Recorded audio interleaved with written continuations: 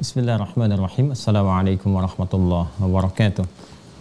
Baiklah, hari ini kita akan mencoba mempelajari pembuka-pembuka dari kitab-kitab, sekaligus juga kita akan coba kenalkan sedikit demi sedikit hal-hal yang penting.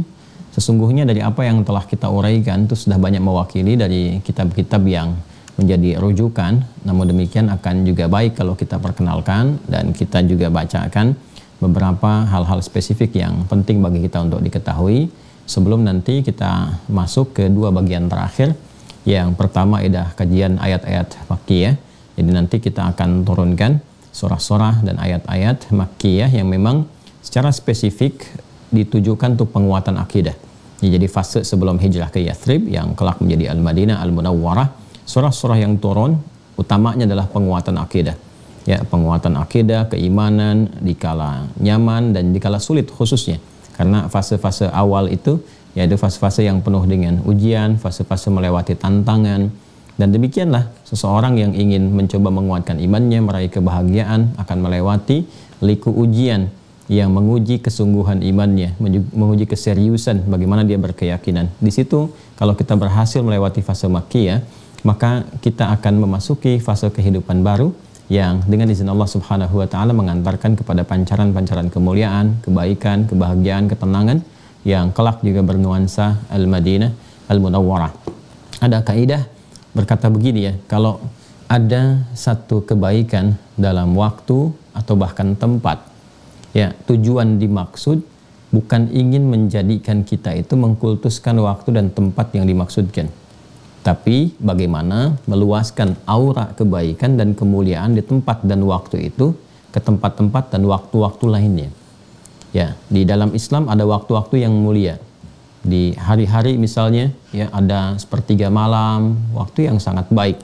Ya, di antara adzan dan iqamah, waktu yang sangat baik. Ya kan? Menjelang ke subuh untuk istighfar, waktu yang sangat baik.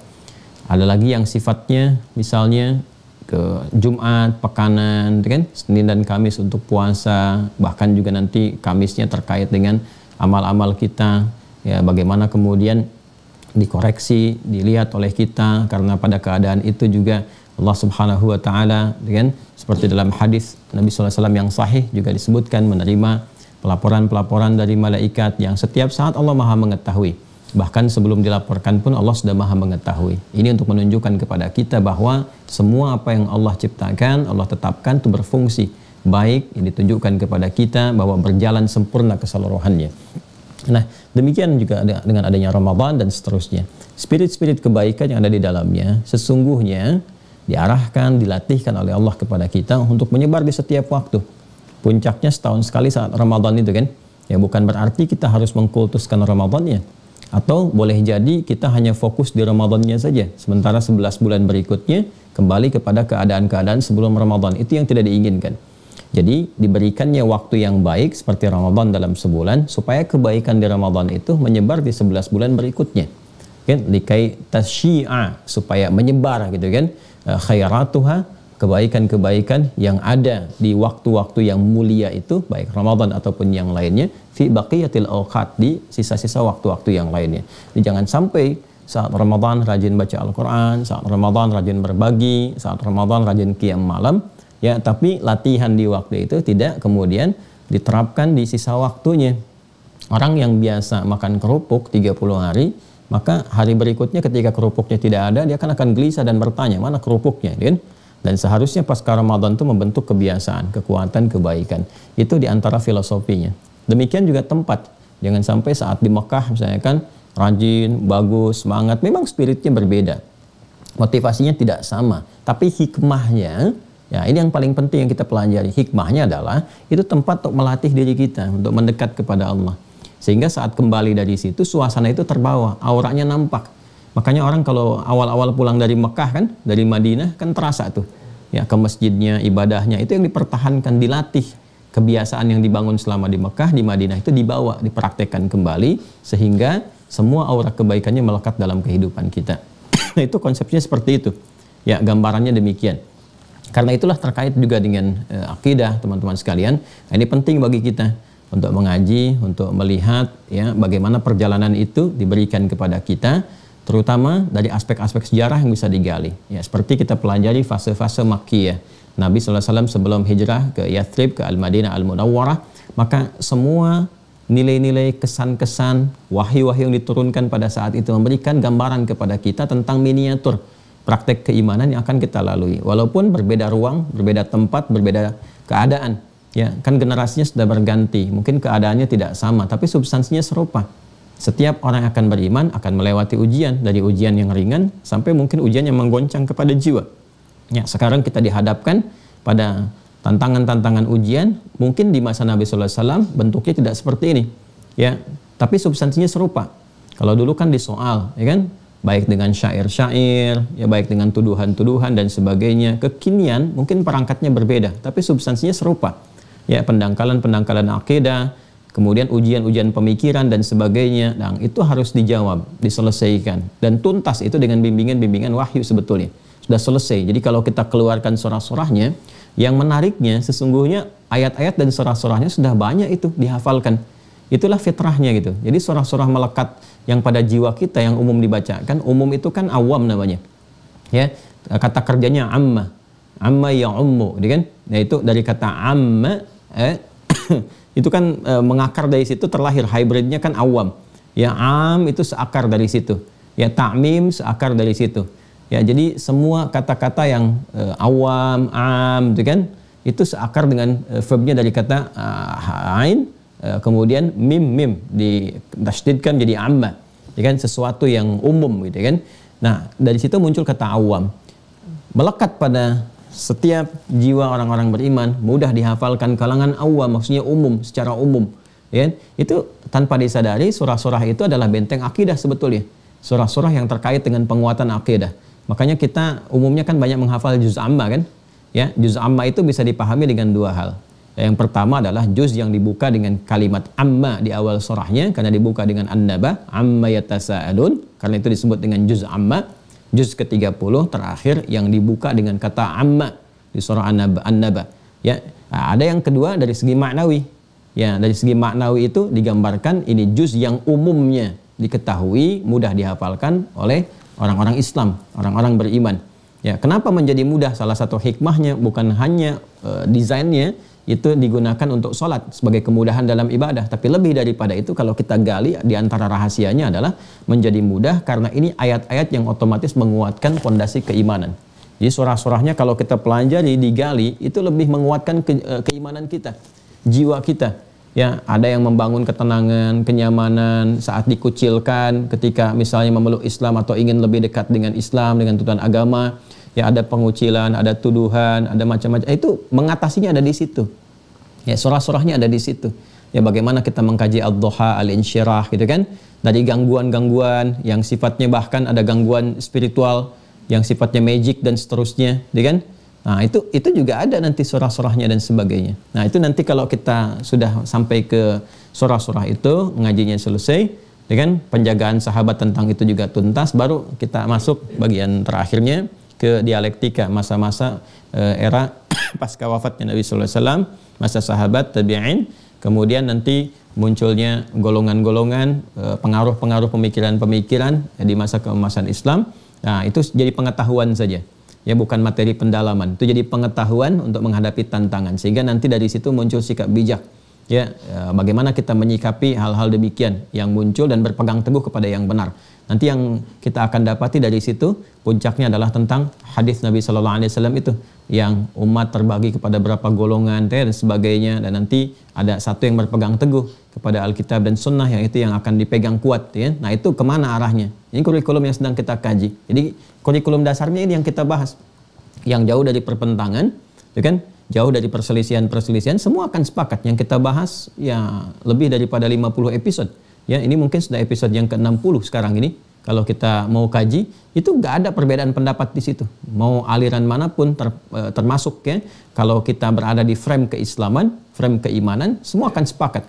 Ya, tentang rukun iman, tentang Allah dan seterusnya sampai dengan qada dan qadar sampai penjagaannya.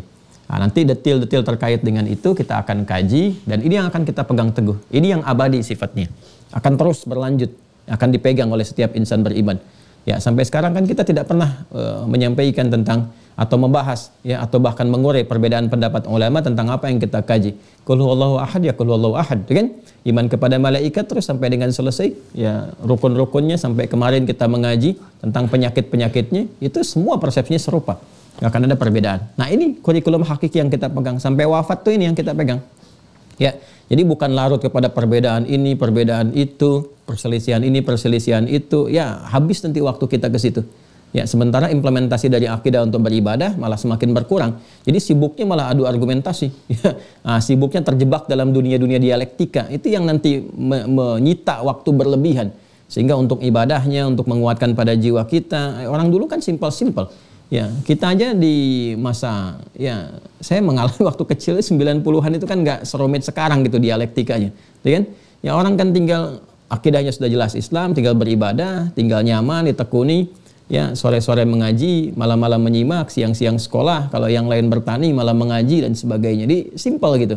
Ya, dialektika itu muncul berdasarkan keadaan masanya, ruangnya, waktunya. Di situ nanti kita akan bersikap proporsional saja. Sementara yang kita jaga adalah itu. Ya, kurikulum yang telah kita bahas, kita kuasai, implementasikan dalam fikih nanti, jaga sampai meninggal. Itu aja gitu. Dan itu hidupnya akan simpel, lebih menenangkan, lebih menyenangkan, lebih semangat untuk ibadah, dan mudah-mudahan wafat dalam keadaan husnul khatimah. Nah, ini yang dijaga. Akidah ini yang dipertahankan, yang memang Allah telah siapkan terjaga dari mulai awal syariat itu diturunkan. Akidah itu kemudian juga dibawa misinya, ya Nabi Adam alaihissalam datang kemudian diturunkan ke muka bumi, ya sudah memulai misinya sebagai khalifah di bumi dan sekaligus untuk beribadah kepada Allah. Inni ja'ilun fil ardi khalifah, Al-Baqarah ayat 30, saat yang bersamaan wa ma khalaqtul jinna wal insa illa liya'budun. Nah, ibadah itu nggak mungkin terjadi kalau tidak ada asas akidahnya. Jadi Nabi Adam turun ke bumi pun sudah membawa ya akidah yang satu. Ya, untuk apa? Ubudiyah lillah, sebagai penyembahan kepada Allah. Tertanam dalam jiwa beliau akidah ya yang kuat, keimanan yang kuat, yang kokoh untuk menyembah Allah dan menuhankan Allah Subhanahu wa taala. Dan ini yang terus kemudian diwariskan oleh generasi setelahnya sampai ke kita sekarang dengan nabi kita yang mulia, Nabi Muhammad sallallahu alaihi wasallam. Ya inna auhayna ila nuhin, ya inna auhayna ilaika kama auhayna ila nuhin wan nabiyina min ba'di. Di Quran surah keempat An-Nisa ayat 163 itu. Ya, walaupun rasul pertama itu Nabi Nuh kemudian bertugas, ya terus risalah yang dibawa sampai Nabi Muhammad itu serupa akidahnya. Di Quran surah keempat An-Nisa ayat 163 seperti yang kita sampaikan di pertemuan yang lalu. Inna auhayna ilaik. Ya Muhammad sallallahu alaihi wasallam, aku tegaskan dengan segala keagunganku, kata Allah, sungguh apa yang diwahyukan kepadamu itu, ya kau wahyukan kepadamu itu serupa. Kama auhayna ila Nuhin, seperti yang kami berikan ya kepada Nuh alaihissalam. Artinya serupa. Akidahnya sama, ya, membawa nilai-nilai keislaman. Nah, walaupun nanti praktek keislamannya, syariat yang dibawanya itu sesuai dengan era atau keadaan dan kondisi masyarakat yang disampaikan risalah kepada mereka. Tapi pokoknya semua sama, yaitu Islam. Ya, dari Nabi Nuh sebagai rasul kepada masyarakat sampai ke Nabi Muhammad sallallahu alaihi wasallam. Tarik ke atas ke Nabi Adam karena beliau belum jadi rasul, ya, atau bukan rasul karena belum ada masyarakatnya pada saat itu nabi, maka itu pondasi benih yang pertama dibawa oleh Nabi Adam. Diteruskan kemudian risalahnya oleh Nabi Nuh sampai Nabi Muhammad SAW sampai kehidupan berakhir. Nah, sekarang kita akan coba dalami, ya, membaca beberapa kitab. Pertanyaannya, kenapa akidah itu mesti satu? Ya, sedangkan syariat yang mengarahkan kepada akidah itu dibuat fleksibel sesuai dengan keadaan umatnya. Ya, umatnya Nabi Musa nanti keadaannya berbeda dengan Nabi Ibrahim. Jauh sebelumnya, umat Nabi Ibrahim berbeda dengan Nabi Nuh alaihissalam. Syariat yang diberikan, gambaran-gambaran dalam beribadah kepada Allah, walaupun pokoknya sama, seperti pokoknya sholat misalnya, tapi jumlahnya kan antara umat Nabi Muhammad dengan Nabi Musa alaihissalam kan berbeda jumlahnya. Dengan Nabi Isa caranya tidak sesempurna sekarang, ada sujudnya, ada rukuknya dan sebagainya. Nah, itu semua cara-cara beribadah itu disesuaikan dengan keadaan umat, tapi menuju pada pokok yang sama, yaitu akidah yang serupa. Nanti dari mulai ajaran Nabi Adam, Nabi Nuh sampai ke Nabi Isa diakumulasikan kesempurnaannya, digabungkan semuanya, lalu disempurnakan pada risalahnya Nabi Muhammad SAW. Makanya sholatnya kita yang paling sempurna. Ada berdirinya, ada rukuknya, ada sujudnya, ya kan? Di Nabi Zakaria alaihissalam saat dicontohkan dalam Al-Quran sholat berdiri, ya, diperintahkan kepada Maryam alaihissalam itu sampai ke rukuk, ya, kemudian ke sujud. itu digabungkan keseluruhannya nanti dari atas sampai dengan ke bawah, disempurnakan keseluruhan. Jadi kita dari mulai menghadap ke arah kiblat, dari takbirnya, dari kesempurnaannya, semua diselesaikan. Jadi itulah rasa bersyukur kita mendapatkan syariat penutup pada Rasul mulia Nabi Muhammad sallallahu alaihi wasallam. Namun akidah yang dibawa semua menuju satu. Ya, satu yang sama. Nabi Isa, Yesus, Mesias menyembah Allah Subhanahu wa taala. Nabi Zakaria menyembah Allah Subhanahu wa taala. Nabi Musa demikian sampai dengan ke atasnya. Nah, sekarang pertanyaannya, kenapa kalau syariatnya menyesuaikan atau diberikan yang sesuai dengan maslahat hamba, sedangkan akidahnya harus satu? Akidahnya nggak boleh berbeda dari awal sampai dengan akhir. Nah, ini akan coba kita kaji, dan yang menjawab itu di antara sekian kitab, yaitu di antaranya ini Al-Aqaid Al-Islamiyah, kitab ini ya. Karya Syekh Said Sabiq yang lahir tahun 1915 dan wafat tahun 2000. Ini termasuk yang modern, yang kontemporer ya. Nanti dikuatkan juga, nanti kita punya beberapa ya kitab-kitab yang nanti kita akan tunjukkan kepada teman-teman sekalian. Nah, ini ada Al-I'tiqad Al-Khalis, kan? Karya Imam Alauddin Ibrahim. Kemudian nanti ada Fathul Majid, ya syarah kitab Tauhid. Ini juga kita nanti akan baca. Nanti yang kurikulum Al-Azhar, Muzakarah fi Ilmi Tauhid juga kita akan baca beberapa bagiannya. Ya, cuma nanti saya akan mulai dengan memperkenalkan yang ini dulu, yang simple. Ya, dan ini menarik teman-teman sekalian. Ini beliau ini alim dan faqih. Ya, sebetulnya ada dua kitab yang terkenal, sangat populer dari Syekh Said Sabiq ini. Ya, yang pertama adalah Fiqh Sunnah. Nah, Fiqh Sunnah ini sudah banyak diterjemahkan. Ya, bahkan nanti mendapati komentar-komentar dan munculnya kitab-kitab yang juga mengisi. Ya, atau ada yang kemudian menyebutnya menyempurnakan, atau ada yang menyebutnya kemudian menghadirkan penguat-penguat dari situ gitu. Jadi ini menarik. Apa yang ditulis oleh beliau menarik ulama-ulama lain untuk menulis juga, dan dengan judul-judul yang serupa. Ya, misalnya Fikih Sunnah, nanti ada Syekh Muhammad Nasruddin Al-Albani itu menulis nanti Tamamul Minnah. Ya, Fit Ta'liq ada Fikih Sunnah. Nah, nanti ada lagi misalnya Abu Malik Said Kamal itu menulis Sahih Fiqh Sunnah. Asal kitab mulanya, sumbernya adalah kitab yang ditulis oleh beliau ini, Fiqh Sunnah. Itu kitab yang memang sangat simpel, sangat mudah, bahasanya gampang dipahami dan jauh dari kontroversi. Itu hal-hal yang simpel untuk dikaji dalam masalah fikih. Nanti ketika masuk bab fikih saya tunjukkan. Nah, di sini nanti bahkan ulama di Saudi nanti kumpul bikin kitab lagi yang untuk memberikan gambaran dengan kitab ini, dibuat kitab lagi dari sini terinspirasi bikin metode yang mudah, namanya Al-Fiqhul Muyassar. Jadi ini menarik ini ya, apa yang ditulis oleh beliau menginspirasi ulama-ulama lain untuk menghadirkan kitab-kitab dengan nama-nama yang serupa atau metode yang sama. Karena ini punya keunggulan, beliau itu kalau menulis keunggulannya itu di metodologi. Jadi mudah untuk dipahami, simpel, mudah dipahami, langsung ke esensinya gitu, seperti apa. Sehingga nggak terlalu rumit belajarnya. Nanti kalau sudah masuk bab fikih saya tunjukkan kitab-kitab induk seperti apa, turunannya bagaimana ke bawahnya, ya. Nah, di antara kitab yang populer itu yang pertama, yang kedua ini ya Al-Aqaid Al-Islamiyah di bidang akidah. Ini pun simpel. Dan simpelnya itu bisa memberikan penjelasan tentang konsepsi kitab-kitab klasik dengan nuansa yang modern. Ya, dengan pendekatan-pendekatan yang baru yang ada di zamannya gitu. Jadi, kita kan nggak terlalu jauh ya. Di abad ke-20 kan, dari 1915 sampai dengan ke-2000, sekarang kita masuk abad ke-21, kan nggak terlalu jauh masanya. Jadi isu-isu yang ditampilkan, kemudian kalimat-kalimat yang dibangun, ya kosakatanya, diksinya, itu mudah dipahami oleh era sekarang karena masanya nggak terlalu jauh, ya kan? Nah, yang masa lalu kan gini, kalau kita mau contohkan sesuatu, ya memberikan contoh, ajarannya sama, substansinya serupa. Namun kalau kita ingin memberi contoh, kan kita nggak mungkin memberi contoh yang ada di masa depan. Yang memungkinkan diberi contoh itu yang ada di masa yang sedang kita lalui, ya kan? Kita memberi contoh sekarang, kita beri contoh ya orang-orang di masa kini, keadaan masa kini, masa lalu sebagai inspirasi, tapi masa depan belum dilalui kan? Nggak bisa kita berikan contoh di masa depan. Yang ada adalah perkiraan-perkiraan kita, mungkin begini, mungkin begitu. Kalau Al-Quran sudah mutlak, kalau hadis sudah mutlak. Nah ini karena dekat masanya ke kita, maka contoh-contoh yang diberikan pun nggak akan jauh dari apa yang pernah kita kenali. Ya, tahun 2000 kan masih dekat dengan kita. Sekarang 2022, jadi kan 22 tahun berlalu ke belakang, gitu kan? Nah, tahun 90-an kan nggak terlalu jauh. Jadi contoh yang diberikan pun di masa-masa kita alami, kita rasakan, sehingga, nah ini yang paling penting bagi kita. Ya, baik contoh penguatan akidah, penyimpangan-penyimpangan yang ada, pemikiran-pemikiran sebagai tantangan, kita hadapi langsung. Ya karena embrionya boleh jadi muncul di masa itu, sekarang berkembang. Jadi kita tahu nih, oh ini kalau aliran ini, berarti ini aliran-aliran sebetulnya penyakit, membawa ini nih, nuansa-nuansa ini. Kan kemarin kita belajar penyakit akidah kan? Tentang nifak, jadi munafik, namanya bisa banyak. Nah ini kitab-kitab kontemporer penting, membawa bimbingan-bimbingan substansi yang serupa, yang mengakar sama sampai ke era Nabi, tapi menampilkan nuansa yang kita rasakan di dunia kekinian gitu.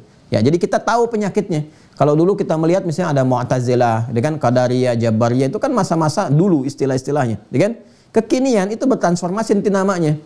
Ya, kayak Mu'tazilah, ada yang lebih Mu'tazilah dibandingkan Mu'tazilah dulu, seperti liberal, kan? Ya, yang dikenal dengan sepilis itu, sekular, liberal dengan pluralis dan sebagainya. Itu kan embrionya embrio seperti itu, tapi nuansanya kekinian. Jadi kalau Anda nggak kenal dengan yang sekarang, Anda akan mengira ini aja yang di masa lalu yang penyakit. Sementara nama-nama yang berubah kekinian seperti sekarang diduga sebagai aliran biasa. Ya, postmodernisme dalam pembahasannya itu ya. Di masa-masa modern melahirkan aliran pemikiran itu bukan baru sebetulnya. Sudah keduluan dan solusinya sudah ada. Nah ini kitab-kitab yang coba kita tampilkan. Kita membaca ya. Nah nanti apa yang sesuai dengan kurikulum kita itu yang kita ambil. Ya. Baik di halaman yang ke-9, yang saya yakin dulu pernah di-scan juga.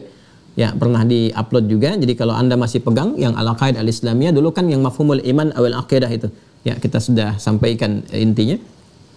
Bismillahirrahmanirrahim. Limadza kanatil aqidah wahidah wa khalidah. Ya, limadza kanatil aqidatu wahidatan wa khalidah. Ya, pertanyaannya kenapa akidah itu mesti satu dan kekal? Ya, tadi kan sudah kita bahas dari awal, ya kan? Bahwa apa yang dibawa oleh Nabi Adam alaihissalam sampai Nabi Muhammad sallallahu alaihi wasallam, ya dari Nabi Adam turun ke bumi, kan, memulai misi. Quran surah kedua ayat 38. Qulna ihbitu minha jami'a. Jadi dimulai misi. Sebagai apa? Pertama khalifah, ya kan? Ini sudah saya terangkan berkali-kali namanya, termasuk konsekuensinya. Quran surah kedua ayat 30. Kemudian membawa misi ibadah. Quran surah ke-51 ayat 56. Ya kan? Beliau turun bersama pasangannya Sayyidah Hawa alaihissalam. Ya. Nah, jadi belum ada umat nih, belum ada masyarakat. Nah, karena itu statusnya nabi. Status beliau ini nabi. Ya, Nabi Allah. Ya, karena itu menjadi insan terpilih.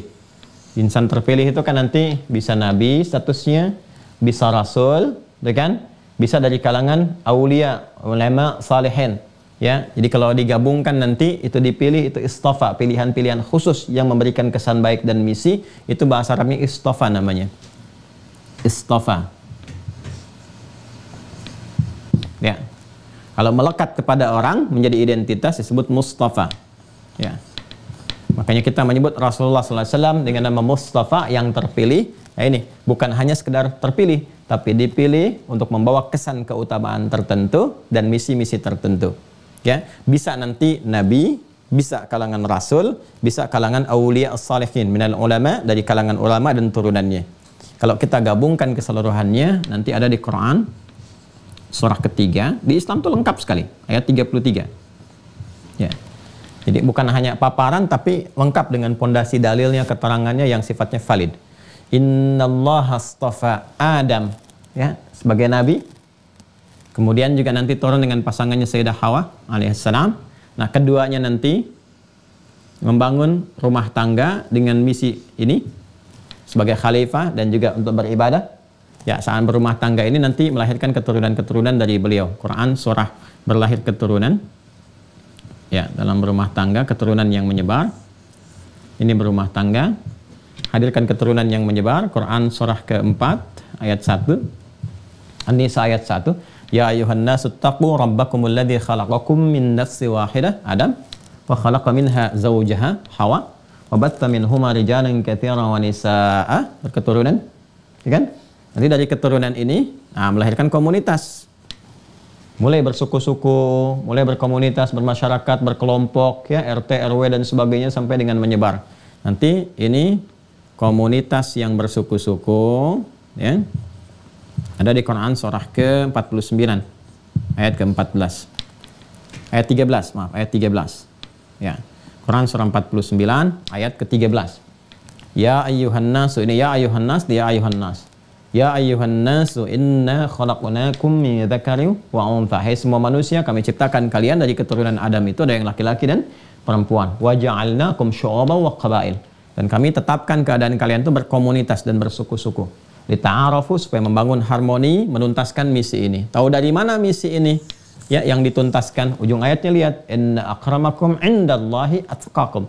Sungguh yang paling mulia di antara kalian di sisi Allah adalah orang yang paling takwa. Sedangkan takwa itu puncak dari perjuangan nih sebagai khalifah dan ibadah. Ibadah membentuk ketakwaan kan? Ya, salat jadi orang takwa, puasa menjadi takwa, haji, umrah menjadi takwa dan turunannya. Ini gambarannya. Nah, ini berkomunitas, tentu sudah ada generasi yang terus mewariskan, karena sebagai khalifah maknanya dari kata khalafa itu saling menggantikan. Kalau saling menggantikan berarti kan selesai. Kalau selesai meninggal, pulang kan? Makanya kita bahas di pertemuan lalu, semua yang misi yang dibawa ini diberikan batas waktu, disebut dengan ajal. Ya. Ini yang berkomunitas, komunitas bersuku-suku, itu gabungannya itu disebut dengan umat namanya. Ya kan? Makanya kita mengenal umatnya ini, umatnya itu. Umat Nabi Ibrahim, umat Nabi Musa, umat Nabi Isa, umat Nabi Muhammad SAW. Ya kan? Nah, ini setiap yang bergenerasi, berumat, berkomunitas, itu diberi batas waktu kehidupan dengan nama ajal. Adam pun juga punya ajal. Seperti yang lainnya juga punya ajal. Quran surah ke-7 ayat 34. Ya. Walikulli ummatin ajal. Setiap umat ada batas waktu berkehidupannya untuk menuntaskan, menyukseskan ini, membawa misi khalifah dan ibadah di muka bumi. Walikulli ummatin ajal, fa idza jaa ajaluhum la yastakhiruna sa'atan wa la yastaqdimun. Kalau sudah tiba ajalnya, maka sudah selesai, nggak bisa dimajukan, nggak bisa dimundurkan. Akan ada yang datang. Apa yang datang? Maut. Ya kan? Quran surah ke-3 ayat 185. Kullu nafsin dha'iqatul maut. Dan nanti tugasnya sudah saya sampaikan saat membahas tentang simpul kedua tentang malaikat, malakul maut ya, yang Quran surah 32 ayat 11. Qul yatawaffakum malakul mautil ladzi wukila bikum, dan turunannya. Artinya Adam selesai, muncul nanti generasi baru yang sudah berkomunitas. Ya. Karena sudah ada komunitasnya, ada masyarakatnya. Nah, teman-teman sekalian, di sini maka tugas yang dipilih itu oleh Allah ya sudah harus menyampaikan bimbingan risalahnya bukan hanya kepada pribadinya. Kalau pribadi masih nabi ini. Ya, untuk Adam dan keluarga terdekat masih nabi. Tapi kalau sudah ada komunitas, masyarakat, dakwahnya, bimbingan sudah meluas, maka menjadi rasul. Jadi kalau ini Nabi Allah, kalau ke sini nanti sudah Rasulullah. Ya. Statusnya untuk pribadinya sebagai nabi, ya, kemudian berdakwah ke masyarakat sebagai rasul. Jadi nabi dan rasul ini sudah dua. Ya, perbaiki pribadi sebagai nabi, kemudian mengajar, membimbing masyarakat sebagai rasul. Maka di sini dikenal komunitas pertama yang sudah meluas, itu kan, dibimbing. Maka rasul pertama dikenal dengan Nabi Nuh alaihissalam. Ya, terus ini sampai ke Nabi Muhammad SAW, Rasul yang terakhir, Nabi yang terakhir, yang paling sempurna membawa risalah. Karena setiap generasi ini nanti ini terus ya akan mendatangkan Nabi baru yang mengakumulasikan tugas-tugas sebelumnya. Jadi Nabi Nuh ini meneruskan risalah Nabi Adam. Terus ya nanti wafat Nabi Nuh kan ini berkembang lagi banyak nih. Ya, nanti ada Nabi yang lainnya lagi, Rasul mengonfirmasi risalah Nabi Nuh. Ya disempurnakan di eranya. Kan ini setiap era berkembang. Ya, zaman ini ada A, zaman ini sudah ada B. Ya, kita kan di 10-20 tahun ke belakang sudah melihat perbedaannya. Ya, sekarang sudah masa digital. Kemarin-kemarin belum seperti itu. Handphonenya juga berbeda dan sebagainya gitu kan. Apalagi kalau kita mau tarik ke misi risalah seperti ini. Jadi, terus ini. Ya, mengalami perubahan-perubahan keadaan, tapi misi yang dibawa tidak akan berubah, tetap ini. Ya, tetap ini.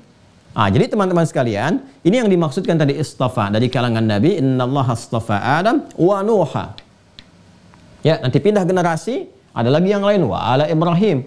Itu masih Nabi dan Rasul. Wa ala Imran sudah ke aulia, ya kan? Salihin minal ulama, dan di dalamnya juga nanti melahirkan Nabi lagi, Rasul lagi seperti Isa alaihim. Ya alal alamin. Ya.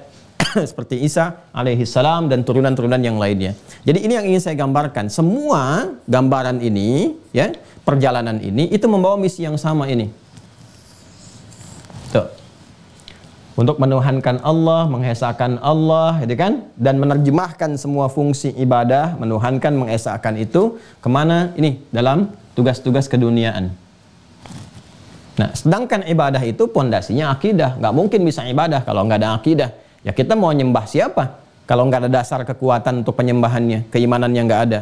Ya ibadah itu baru bisa terjadi kalau kita sudah menuhankan. Ya, kalau kita sudah berketuhanan, ada Tuhannya, ada cara menyembahnya, ya kan? Karena itu dasar ibadah itu pokoknya akidah. Nah, dan ini pokoknya. Awas, ini penting sekali ya, konsepsi ini yang ingin saya terangkan. Ini pokoknya akidah. Ada akidah, baru ada ibadah. Nggak mungkin nggak ada akidah. Ya tiba-tiba ibadah itu nggak mungkin. Apa yang disembah, ya kan? Apa yang dituhankan, mesti ada dulu ini pokoknya. Ya, karena itu perintah untuk ibadah ini kan ini kata kerja dari kata abadah, ya kan? Abadah yang abudu. Ya, orang yang melakukan disebut abdun, jamaknya disebut dengan ibad. Ya kan? Perintah kepada abdun, kepada ibad untuk ibadah disebut dengan u'bud. Ya. Atau a'budu, ya beribadahlah, sembahlah dan seterusnya. Ini abadah. Ya kan? Ini orangnya abdun, jamaknya ibad, a'bud. Ini yang disembahnya al-ma'bud, al-ma'budul haq, ya kan? Al-ma'bud al-haq. Baik, ini dasarnya. Nggak mungkin ibadah kalau nggak ada yang disembah, harus ada yang disembah dulu. Karena itu Allah ketika mengenalkan dirinya sebagai Tuhan, sebagai al-ma'bud al-haq, mengenalkan dulu saya yang disembah yang sesungguhnya. Quran surah ke-20 itu Thaha. Nah, ini mahal sekali nih ya. Ini kaitan dengan fungsi jiwa kita sampai kembali kepada Allah. Quran surah 20 ayat 14. Innani anallah, kata Allah, sayalah Allah. Ya, la ilaha illa ana, nggak ada Tuhan yang hak kecuali saya. Pede sekali. Karena memang harus pede, fitrah ketuhanan jelas. Ya, innani anallah, sungguh sayalah Allah, saya tegaskan saya Allah, kata Allah. La ilaha illa ana, nggak ada Tuhan selain saya. Ini al-ma'budul haq. Baru setelah itu ada ibadah, diperintahkan. Perintahnya u'bud, fa'budni. Tuh, jelas kan? Fa'budni. Setelah ada akidah, baru ada ibadah. Fa'budni. Sembah saya. Bertanya bagaimana cara menyembahnya? Wa aqimis sholata li dzikri. Ya, buktikan, implementasikan lewat salat. Ya, untuk menunjukkan kalian ingat, kalian menuhankan aku, ya kan? Kalian terhubung kepadaku. Itu. Jadi ada akidah, ada ibadah, nanti implementasinya apa ibadahnya jenisnya? Bagaimana aturannya? Kita dikenal dengan salat. Makanya sholat masuk dalam kategori apa? Ibadah. Sebagai implementasi apa? Akidah. Nanti fungsi dari sholat dibawa untuk berkehidupan. Jadi itu praktek latihan untuk terhubung kepada Allah. Saat konektivitas itu ada, pesan-pesan dari sholat itu diterjemahkan dalam perilaku. Makanya tanha anil fahsya'i wal munkar. Itu fungsi apa? Khalifah. Ini nyambung semua, ya kan? Nah, jadi yang di bawah ini semua, teman-teman sekalian, akidah dalam rangka menyembah, memakmurkan ini dan seterusnya, yaitu diterapkan di setiap generasi dan diminta semua patuh, ya. Jadi ini bentuk kepatuhan. Kalau sudah akidah itu sifatnya mesti patuh, sami'na wa ata'na. Ya, patuh, tunduk dan seterusnya. Bagaimana cara melakukannya? Nanti Allah memberikan jalan-jalan sesuai dengan keadaan umatnya. Gak mungkin disamakan umat Nabi Muhammad dengan umatnya Nabi Musa alaihissalam. Keadaannya berbeda, secara fisik berbeda, tantangannya tidak sama, kegiatannya tidak serupa. Zaman Nabi Musa belum ada Google, belum ada media sosial, belum ada macam-macam, nggak ada kereta api, nggak ada pesawat dan seterusnya. Ya, jadi keadaannya tidak sama, ya kan? Tapi akumulasi keadaan di masa lalu itu akan menyempurnakan, menggabungkan satu dengan yang lainnya, dan indahnya nanti diturunkan syariat yang menyempurnakan, mengcover semua itu di eranya Nabi Muhammad SAW sampai kehidupan berakhir. Nah, cara memberikan jalan untuk mengoptimalkan itu disebut dengan syariat. Jadi syariatnya bisa berbeda. Di zaman Nabi Musa, Nabi Isa, sampai ke Nabi Muhammad SAW. Kita tarik garis yang nggak terlalu jauh gitu kan ke atasnya. Walaupun ada kemiripan-kemiripan kasus, penanganannya bisa berbeda sesuai dengan keadaan umat. Tapi semua mengakar pada akidah yang sama. Ya, prinsipnya harus apa? Akidah ini harus patuh, harus taat. Ya kalau nggak patuh, bagaimana bisa disebut dengan akidah? Akidah itu kan mesti dipatuhi, mengakar pada jiwa, gitu kan? Mengikuti apa yang diinginkan al-ma'budul haq, ya, oleh Tuhan yang satu, satu-satunya Tuhan, Allah. Ya, Allah. Ya, kalau sudah ada Allah, sudah jelas Tuhannya umat Islam. Ya, jadi jangan sampai nanti ada satu kalimat-kalimat yang mengesankan bahwa Allah itu nama umum. Bukan, Allah itu nama Tuhan bagi umat Islam.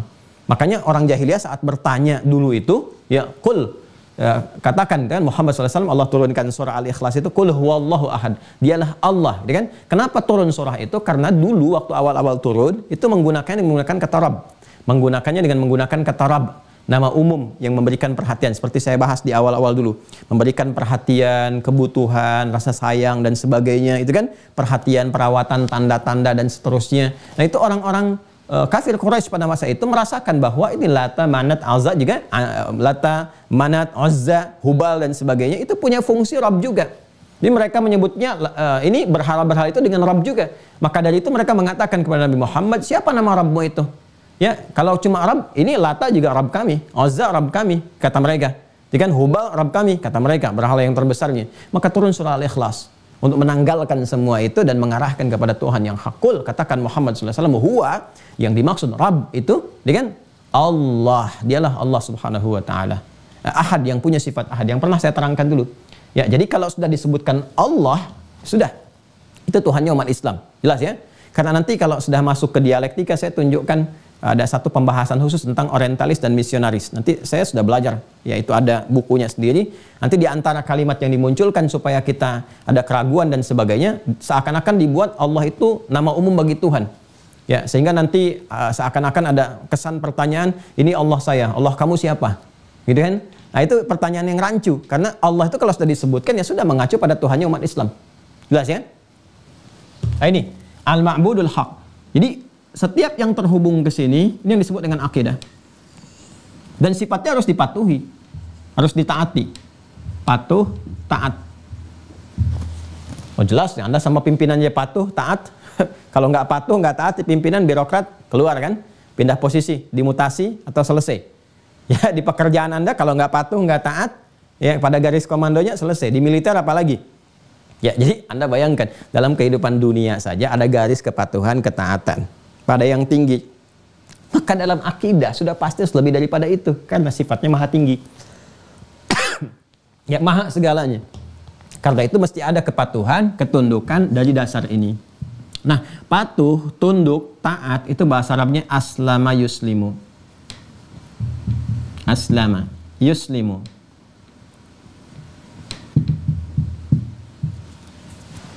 Ya, orangnya disebut muslim. Orangnya muslim. Ini orangnya. Jadi orang yang taat, yang patuh kepada Allah, kan? Yang punya akidah, kan? Yang menaati, yang siap mengerjakan, melakukan apa yang diinginkan oleh yang maha tinggi Allah Subhanahu wa Ta'ala, itu namanya muslim. Ini sifat pada ketundukan, kepatuhan, dan seterusnya. Jelas ya? Makanya Nabi Ibrahim mendeklar bahwa dirinya pun muslim. Dan Allah perintahkan, aslim, tunduk, patuh engkau. Itu kan ada di Quran surah kedua, Al-Baqarah. Ayat 131. Quran surah kedua, ayat 131. Idh qala lahu rabbuhu aslim. Qala aslamtu lirabbil alamin. Semua mengonfirmasi. Ketika Rabbnya berfirman ya kepada Ibrahim alaihissalam, aslim, tunduk, patuh, taat engkau. Beliau mengatakan, aslamtu lirabbil alamin, saya patuh tunduk kepada Rabbul alamin. Siapa Rabbul alamin? Allah. Tahu dari mana? Al-Fatihah ayat 2. Alhamdulillahi rabbil alamin. Kembali ke sini. Ya. Jadi semua mengonfirmasi. Nabi Musa mengonfirmasi Tuhannya Allah, Isa alaihissalam mengonfirmasi Tuhannya Allah, gitu kan? Dan seterusnya. Ini muslim. Sekarang kan kita balik bertanya, bagaimana cara menaatimu ya Allah? Seperti apa gambarannya, kan? Seperti apa frame-nya? Bagaimana kemudian ruangnya, kan? Nah itu frame-nya, caranya, ruangnya, tuntunannya disebut Islam namanya. Keadaannya disebut Islam. Aslama yuslimu Islam. Orangnya muslim. Jadi ketika dia mengatakan saya patuh tunduk kepada Allah, taat kepada Allah, itu sudah masuk di dalam Islam. Ini frame-nya. Orangnya disebut apa? Muslim. Jelas ya? Ah, jadi kalau mau kita konfirmasi ke atasnya semua, ini semua muslim. Ini Adam. Adam tunduk nggak? Patuh nggak kepada Allah? Patuh, berarti muslim. Ya kan? Nabi Nuh tunduk, patuh nggak kepada Allah? Patuh, taat. Mana mungkin menyimpang dari ketentuan Tuhan? Nggak mungkin. Nabi Nuh alaihissalam menggeser risalah, memanipulasi atau mengkorupsi wahyu yang turun. Tidak mungkin, pasti patuh, taat, berarti muslim. Ya. Kalau sudah muslim, pasti Islam. Akidahnya pasti sama. Ya kan? Nah, kalau syariatnya mungkin akan sesuai dengan keadaan umat, tapi akidah akan sama. Berarti akidahnya apa? Akidahnya Islam. Ya kan? Karena mengakar pada ya, satu jalur yang sama. Berarti Nabi Nuh Muslim, Nabi Musa Muslim, Nabi Isa Muslim. Apa yang dibawa risalahnya? Risalah Islam. Syariat sesuai dengan keadaan umat. Kalau benar nanti mengerjakannya dengan baik, nah ini orangnya Muslim, frame-nya al-Islam, tuntunannya disebut dengan as-silmi. Ini sudah punya makna sendiri. Allahu Akbar. Ya. Jadi ini spiritnya kepatuhan, ketundukan. Makanya ketika mendengar semua perintah Allah, kita katakan sami'na, kami dengar, wa ata'na, kami taat. Nih. Sami'na wa ata'na, sami'na wa ata'na. Amana ar-rasulu bima unzila ilaihi min rabbi wal mu'minun. Kullun amana billahi, ya kan? Wa malaikati wa kutubi, terus sampai di ujungnya apa? Sami'na wa ata'na. Mereka semua mengatakan sami'na wa ata'na ghufranaka rabbana wa ilaikal masir. Ya kan? Itu yang Al-Baqarah ayat 285 itu. Ini harusnya sami'na, kami dengar, kami taat, kami patuh. Nah, taat patuh itu ya Muslim. Semua mengatakan demikian. Nah, nanti untuk menaati itu frame-nya disebut Islam, ajarannya disebut dengan silmi. Makanya kalau orang sudah Islam, sudah Muslim, artinya dia yakin dengan Allah kan? Ini. Ya, keyakinan itu disebut dengan iman. Iman itu nama lainnya apa? Akidah ke sini. Orang yang sudah yakin kepada Allah, jadi patuhnya bukan kepada lain. Ya, patuhnya bukan kepada yang lain, tapi kepada Allah. Taatnya kepada Allah. Kepatuhan, ketaatan, keyakinan yang tinggi kepada Allah untuk dipatuhi, ditaati, itu disebut iman namanya. Ya, kata kerjanya disebut amana. Amana. Jamaknya disebut amanu. Ya, karena itu di Al-Baqarah, Quran surah kedua, ayat 285, dikonfirmasi yang ini tadi. Nih, perjalanan para rasul itu. Untuk menunjukkan bahwa iman mereka itu kepada Allah, bukan kepada lain. Ya, amanar rasulu bima unzila ilaihi mir rabbihi wal mu'minun. Semua rasul itu yakin, beriman pakai kata amanah terhadap apa yang diwahyukan kepada mereka. Termasuk orang-orang beriman yang mengikutinya. Kalau sudah amanah dari kata iman, pemilik iman. Iman itu kan ikatannya disebut dengan apa? Akidah. Ya, makanya panggilan bagi orang yang sudah beriman, ya, dan siap tunduk patuh kepada Allah, Muslim, dan mengikrarkan dia beriman, panggilannya bentuknya amanu sebagai bentuk jamak. Karena itu di Al-Quran kita temukan panggilan-panggilan iman. Ya ayyuhalladzina amanu, ya ayyuhalladzina amanu, ya ayyuhalladzina amanu, kutiba alaikumussyam, ya ayyuhalladzina amanu, aufu bil uqud. Jadi kalau dipanggil ya ayyuhalladzina amanu, disentuh dua sekaligus. Satu, iman, konfirmasi akidahnya. Kedua, konsekuensi kepatuhannya. Makanya kalau ada ayat turun ya ayyuhalladzina amanu, sahabat langsung mengatakan sami'na wa ata'na. Dari sini bentuk kepatuhan, ketaatan. Nah, apa yang diperintahkan isi dari Islam itu disebut dengan silmi. Makanya nanti setelah ya ayyuhalladzina amanu, kita diminta untuk masuk ke sini mengerjakan ini semua. Ya, semampu kita secara menyeluruh, jangan sebagian-sebagian. Ya, beriman di masjid, di luar di masjid tidak beriman lagi. Saat sholat beriman, setelah sholat gak beriman lagi, tidak. Mesti menyeluruh. Sesuatu yang menyeluruh, komprehensif, semampu kita disebut kafah namanya. Kafah. Ya. Karena itu dijelaskan di Quran surah kedua, ayat 208. Kan? Ya ayyuhalladzina amanu udkhulu fis-silmi kafah. Hei orang-orang telah menyatakan beriman kepada Allah Subhanahu wa taala, buktikan komitmen imanmu. Sami'na wa ata'na, siap ya Allah, Muslim. Jadi kalau sudah Muslim, sami'na wa ata'na, sami'na wa ata'na. Ya? Buktikan keimanannya. Lewat apa ya Allah? Ini kerjakan. Perintah, jauhi larangan. Udkhulu fis-silmi, bukan fil Islam, karena kalau Islam sudah otomatis dengan beriman itu sudah di Islam. Ajaran tuntunan disebut silmi. Nanti kalau dikerjakan, Allah turunkan manfaatnya begini, berkahnya di sini, dijelaskan di akhirat akan dapat begini, begini dan sebagainya. Nah, semua akumulasi itu, pemberian-pemberian itu yang memberikan ketenangan, kenyamanan, kebahagiaan, kemudahan, akses, kedamaian sampai dengan akhirat disebut salam namanya. Salam. Ini semua terkait nih. Coba lihat, salam, silmi, Islam, semua terkait. Karena dari akar kata yang sama. Tuh. Ya, makanya semua nabi mengonfirmasi. Yuk, jangan jauh-jauh tarik deh. Nabi Muhammad kan yang paling dekat ke Nabi Isa kan? Sekitar kurang lebih 600 tahun. Nabi Isa mengonfirmasi, wassalamun alayya. Ya, wassalamu alayya pakai alif lam. Assalamu alayya. Ya, yauma wulidtu wa yauma amutu wa yauma ub'atsu hayya. Itu ada di Quran surah ke-19 Maryam. Ayat 33. Ya. Kalau mau dikonfirmasi sampai ibadahnya dari ayat 31. Ya. Kan tadi kita konfirmasi kan, Nabi Musa kan sholat kan bentuk ibadahnya. Yang Quran surah Toha itu, surah 20 ayat ke-14 tadi saya katakan. Ya, ketika dikonfirmasi ini, innani anallah la ilaha illa ana ma'budul haq akidah fa'budni ibadah. Cara ibadahnya sholat, wa aqimis sholata li dzikri. Nabi Musa sholat. Nabi Isa baca dari ayat 31, Quran surah 19 Maryam. Ya, wa ja'alani mubarakan aina ma kuntu wa usani bis shalah waz zakah. Jadi beliau pun sholat, beliau menyembah juga karena Nabi Rasul bukan Tuhan, ya kan? Beliau sholat juga, beliau zakat juga, sampai ujungnya apa? Wassalamu alayya salam. Kalau mengatakan salam berarti apa? Berarti Muslim, berarti Islam, berarti mengerjakan tuntunan. Silbinya apa? Sholat, kata beliau saya sholat, ya. Saya zakat, kata beliau. Saya berbuat baik pada orang tua, pada ibu saya, ya kan? Dan seterusnya. Ini gambarannya. Maka dikonfirmasi, wassalamu alayya. Saya mendapatkan salam, jaminan keselamatan. Ya, salam ini sudah otomatis teman-teman sekalian. Ya, Nabi Yahya, lihat sampai ke ayat 15-nya. Ini kalau kita 31, 33 untuk Nabi Isa, Nabi Yahya kan duluan. Ya, sebelum Nabi Isa, membuka jalan untuk Nabi Isa. Sebagaimana Nabi Harun membuka jalan untuk Nabi Musa alaihissalam. Jadi di sini, Nabi Yahya di Quran surah 19, ayat 15. Ya. Itu mengonfirmasi juga, wassalamun alaihi yauma wulida wa yauma yamutu wa yauma yub'atsu hayya. Ya, jadi ucapan ini bukan selamat tentang kelahiran, bukan, tapi mengonfirmasi tentang keislaman, tentang akidahnya. Kenapa selamat? Karena mendekat kepada Allah. Kenapa selamat? Karena sholat, karena zakat, karena pegang teguh kepada kitab.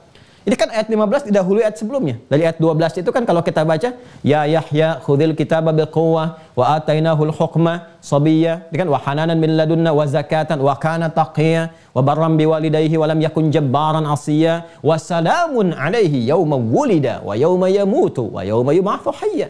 Berarti mengonfirmasi Nabi Yahya itu apa? Muslim. Nabi Isa apa? Muslim. Nabi Musa apa? Muslim. Semua membawa risalah yang sama, keislaman. Ya, kalau kita gali semuanya sama tuh, Islam semua. Oh, jadi ini bukan dalil ucapan selamat kelahiran ya. Jadi kalau Nabi Isa mengatakan wassalamu alayya, itu bukan menunjukkan bahwa ini loh maksudnya selamat kepada saya yang dilahirkan. Bukan, itu bukan dalil selamat kelahiran. Buka semua kitab tafsir menunjukkan bahwa ini keselamatan terkait dengan akidah. Maka Allah menjamin keselamatan untuk saya, kenyamanan, kebahagiaan, ketentraman saat saya terlahir ini, ya kan? Kemudian saat saya apa lagi? Ya, saat saya mengalami kehidupan, kemudian akan wafat sampai dengan di akhirat nanti. Itu bukan perkataan selamat untuk kelahiran, bukan, tapi jaminan keselamatan karena menganut akidah yang benar, beribadah secara benar, sebagaimana kita pun ya membiasakan mengucapkan ini untuk mengonfirmasi keislaman kita. Bukankah kita dalam sholat? Sholat kan masuk ke sini. Terus prakteknya ke sini. Makanya dalam sholat ada akidah. Syahadu an la ilaha illallah, syahadu anna Muhammadar Rasulullah, tahiyat kan? Ya kan? Terus diangkat menunjukkan keesaan, Allah esa kan? Seperti ini kan? Ya, lalu ditutup dengan apa? Setelah kita selesai salat. Assalamualaikum warahmatullahi salam. Karena berharap ini dapat salam. Kita berikrar, ya Allah, saya sudah bersyahadat, saya sudah salat, saya patuh, saya Islam, saya Muslim. Mohon berikan salam yang mengandung rahmat dan barakahmu. Assalamualaikum warahmatullahi. Assalamualaikum warahmatullahi. Ya kan? Diharapkan dengan itu tenang, selamat sampai pulang. Makanya surganya pun disebut dengan Darussalam. Kita mintanya mengatakan Allahumma antas salam. Allah pemiliknya disebut dengan assalam. Ya. Kita minta keberkahan, kemuliaan dari Allah yang Maha Pemurah, pemberi segalanya. Pemberi segalanya itu Dzul Jalali wal Ikram. Makanya di Ar-Rahman setelah diakumulasi semuanya Dzul Jalali wal Ikram. Di puncak ujungnya itu kan.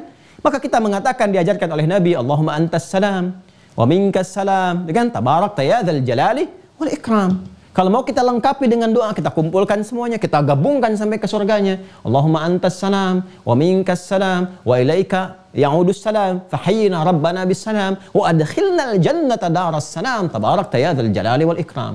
Ya. Bahkan panggilan di surga pertama kali menyambut menggunakan kata salam dari malaikat. Ya. Yang Quran surah ke-13 itu Ar-Ra'd, ya kan? Ayat ke-24. Ya, dari 23-nya mulai diparadekan masuk ke surga 24 disambut. Kalau kita baca dari ayat 23-nya, jannatu 'adnin yadkhulunaha wa man salaha. Ya kan, min abaihim wa azwajihim wa dzurriyyatihim wal malaikatu yadkhuluna 'alaihim min kulli bab. Apa yang mereka katakan? Salamun 'alaikum bima sabartum. Nyambung. Apa yang tidak jelas di Islam itu semuanya nyambung. Jadi kita turunkan dari awal ini sampai terkonfirmasi semua. Ini menunjukkan ajarannya benar. Karena dari generasi sebelumnya mengonfirmasi, yang sekarang mengonfirmasi sama-sama. Coba Anda cari deh. Ya, satu keyakinan apapun di muka bumi yang mengonfirmasi sebelum, ya, kemudian sekarang sampai menjelaskan yang akan datang. Dan semuanya itu sama. Ya, nggak ada bedanya. Semua sama, serupa. Nah ini jalur akidah. Nah, jadi akidah itu, nah ini, dari awal sampai akhir itu sama. Nggak ada yang beda. Ini apa yang disampaikan para nabi dan rasul sebelumnya. Yang penting dijawab sekarang pertanyaannya, kenapa harus sama namanya, ya kan, tuntunannya, ajarannya, sedangkan syariatnya bisa beda. Ya, syariat itu kan implementasi dari ini sesuai dengan keadaan dan kemampuan masyarakat di masa-masa Nabi dan Rasulnya. Karena keadaan zaman perkembangannya berbeda. Itu disesuaikan dengan keadaan umatnya, ya kan? Nah itu syariat bisa berbeda. Tapi akidah kenapa sih harus sama? Rukun iman dari dulu sama sampai dengan sekarang. Simpul-simpulnya, iman kepada Allah, iman kepada malaikat, iman kepada kitab, terus sampai qada dan qadar sama. Dikonfirmasi di Al-Baqarah ayat 285 itu kan sama semua. Ya, yang dulu juga begitu, sama. Pertanyaan kenapa sama? Kenapa akidahnya mesti sama? Kenapa mesti Islam juga? Ya, kenapa simpulnya 6 sama dijaga dari Nabi Adam sampai Nabi Muhammad sampai kita sampai kehidupan berakhir? Nah, ini yang dijawab oleh kitab ini. Jadi saya tuh mengantarkan dulu, saya bahas ini, saya antarkan, baru dijawab di sini. Ya, ini fungsinya kenapa ini mesti abadi, kenapa mesti Islam, kenapa manusia sih mesti Islam, ya kenapa harus jadi Muslim, tunduk akidahnya mesti serupa di setiap zaman, melintasi ruang dan waktu yang berbeda, tapi harus sama, semua terjaga. Apa hikmahnya? Nah ini baru kita baca. Paham ya? Allahumma shalli ala sayyidina Muhammad. Mudah-mudahan paham ya. Baik, bismillahirrahmanirrahim. Wa innama ja'alallahu hadhil aqidata 'ammatan lil bashar. Dan sesungguhnya hikmah Allah menjadikan akidah ini mencakup seluruh manusia. Ya, tanpa kecuali. Jadi tadi yang saya sampaikan, semua satu akidah. Dari zaman Nabi Adam alaihissalam sampai kehidupan berakhir. Kenapa dijadikan satu? Wa khalidatan 'ala dahri, dan kekal abadi melintasi setiap zaman, ya. Lima laha minal atharil bayyin wan naf'i zahir fi hayatil afradi wal jama'at. Karena ini dia, ya, akidah ini memiliki dampak atau pengaruh yang jelas. Memiliki dampak atau pengaruh yang jelas bagi kehidupan yang bermanfaat baik secara pribadi ataupun komunal. Secara singkatnya, ya memang fitrah hidup manusia itu kalau ingin maslahat ya harus akidahnya harus ini. Sesuai dengan fitrah hidup manusia, paling singkatnya begitu. Ya, fitrah hidup kita kan ini, nggak ada yang bisa bergeser dari sini. Ya, fitrah hidup kita kan cuma 2, ibadah, ya kan? Diterjemahkan dalam bentuk khalifah di muka bumi ini. 2 ini aja, nggak ada yang lain. Jadi tubuh kita diciptakan dengan sempurna, punya akal, ada rohnya, fisiknya diminta kuat, makan ini itu, nggak ada yang lain untuk memenuhi ini aja. Nggak ada yang ketiga, cuma di sini aja. 2 ini. Ya, ibadah dan ini selalu keterkaitan dengan ini, implementasinya ke sini. Ya kan? Coba lihat, kalau tidak percaya silahkan dicek. Mau memenuhi kebutuhan fisik, tetap fungsi khalifah itu ada. Memakmurkan dalam kehidupan, membawa manfaat. Makanya bangun ini, bangun itu, untuk memakmurkan kan? Ya, menghadirkan kesuksesan dalam pekerjaan, dalam aktivitas. Ya kan? Terus saling menggantikan, makan supaya sehat, istri makan, saat mengandung makan supaya janinnya juga baik, ya, lahir sehat dan sebagainya. Ini fungsi khalifah di muka bumi. Membangun, saling menggantikan, menghadirkan manfaat, menyukseskan. Puncaknya ini dipakai ibadah. Untuk sholat, untuk zakat. Bagi insan beriman itu kalau kerja dapat harta supaya apa? Bisa zakat, bisa infak, bisa sedekah, bisa sholat dengan pakaian yang baik, yang wajar, bisa haji, bisa umrah. Ini nggak ada yang lain. Ya, makanya kita diciptakan pun untuk ini. Quran surah ke-51 ini ayat 56. Wa ma khalaqatul jinna wal insa illa liya'budun. Ketinggian derajat kita untuk ini, ketika memenuhi ini tinggi di hadapan Allah. Ketika bergeser rendah, serendah-rendahnya. Jadi kita tuh disebut manusia karena untuk memenuhi ini.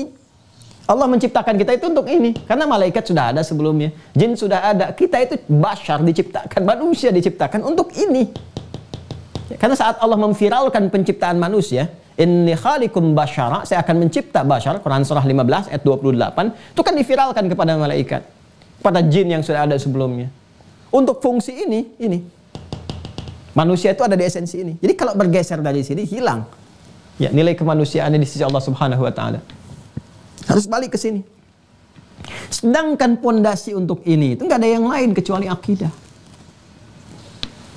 Jadi akidah itu disiapkan untuk menguatkan ini. Jadi kalau nggak ada akidah, bagaimana bisa benar ibadah? Karena itu semua manusia dari berkehidupan awal, Adam alaihissalam sampai puncak terakhirnya, akidahnya mesti sama.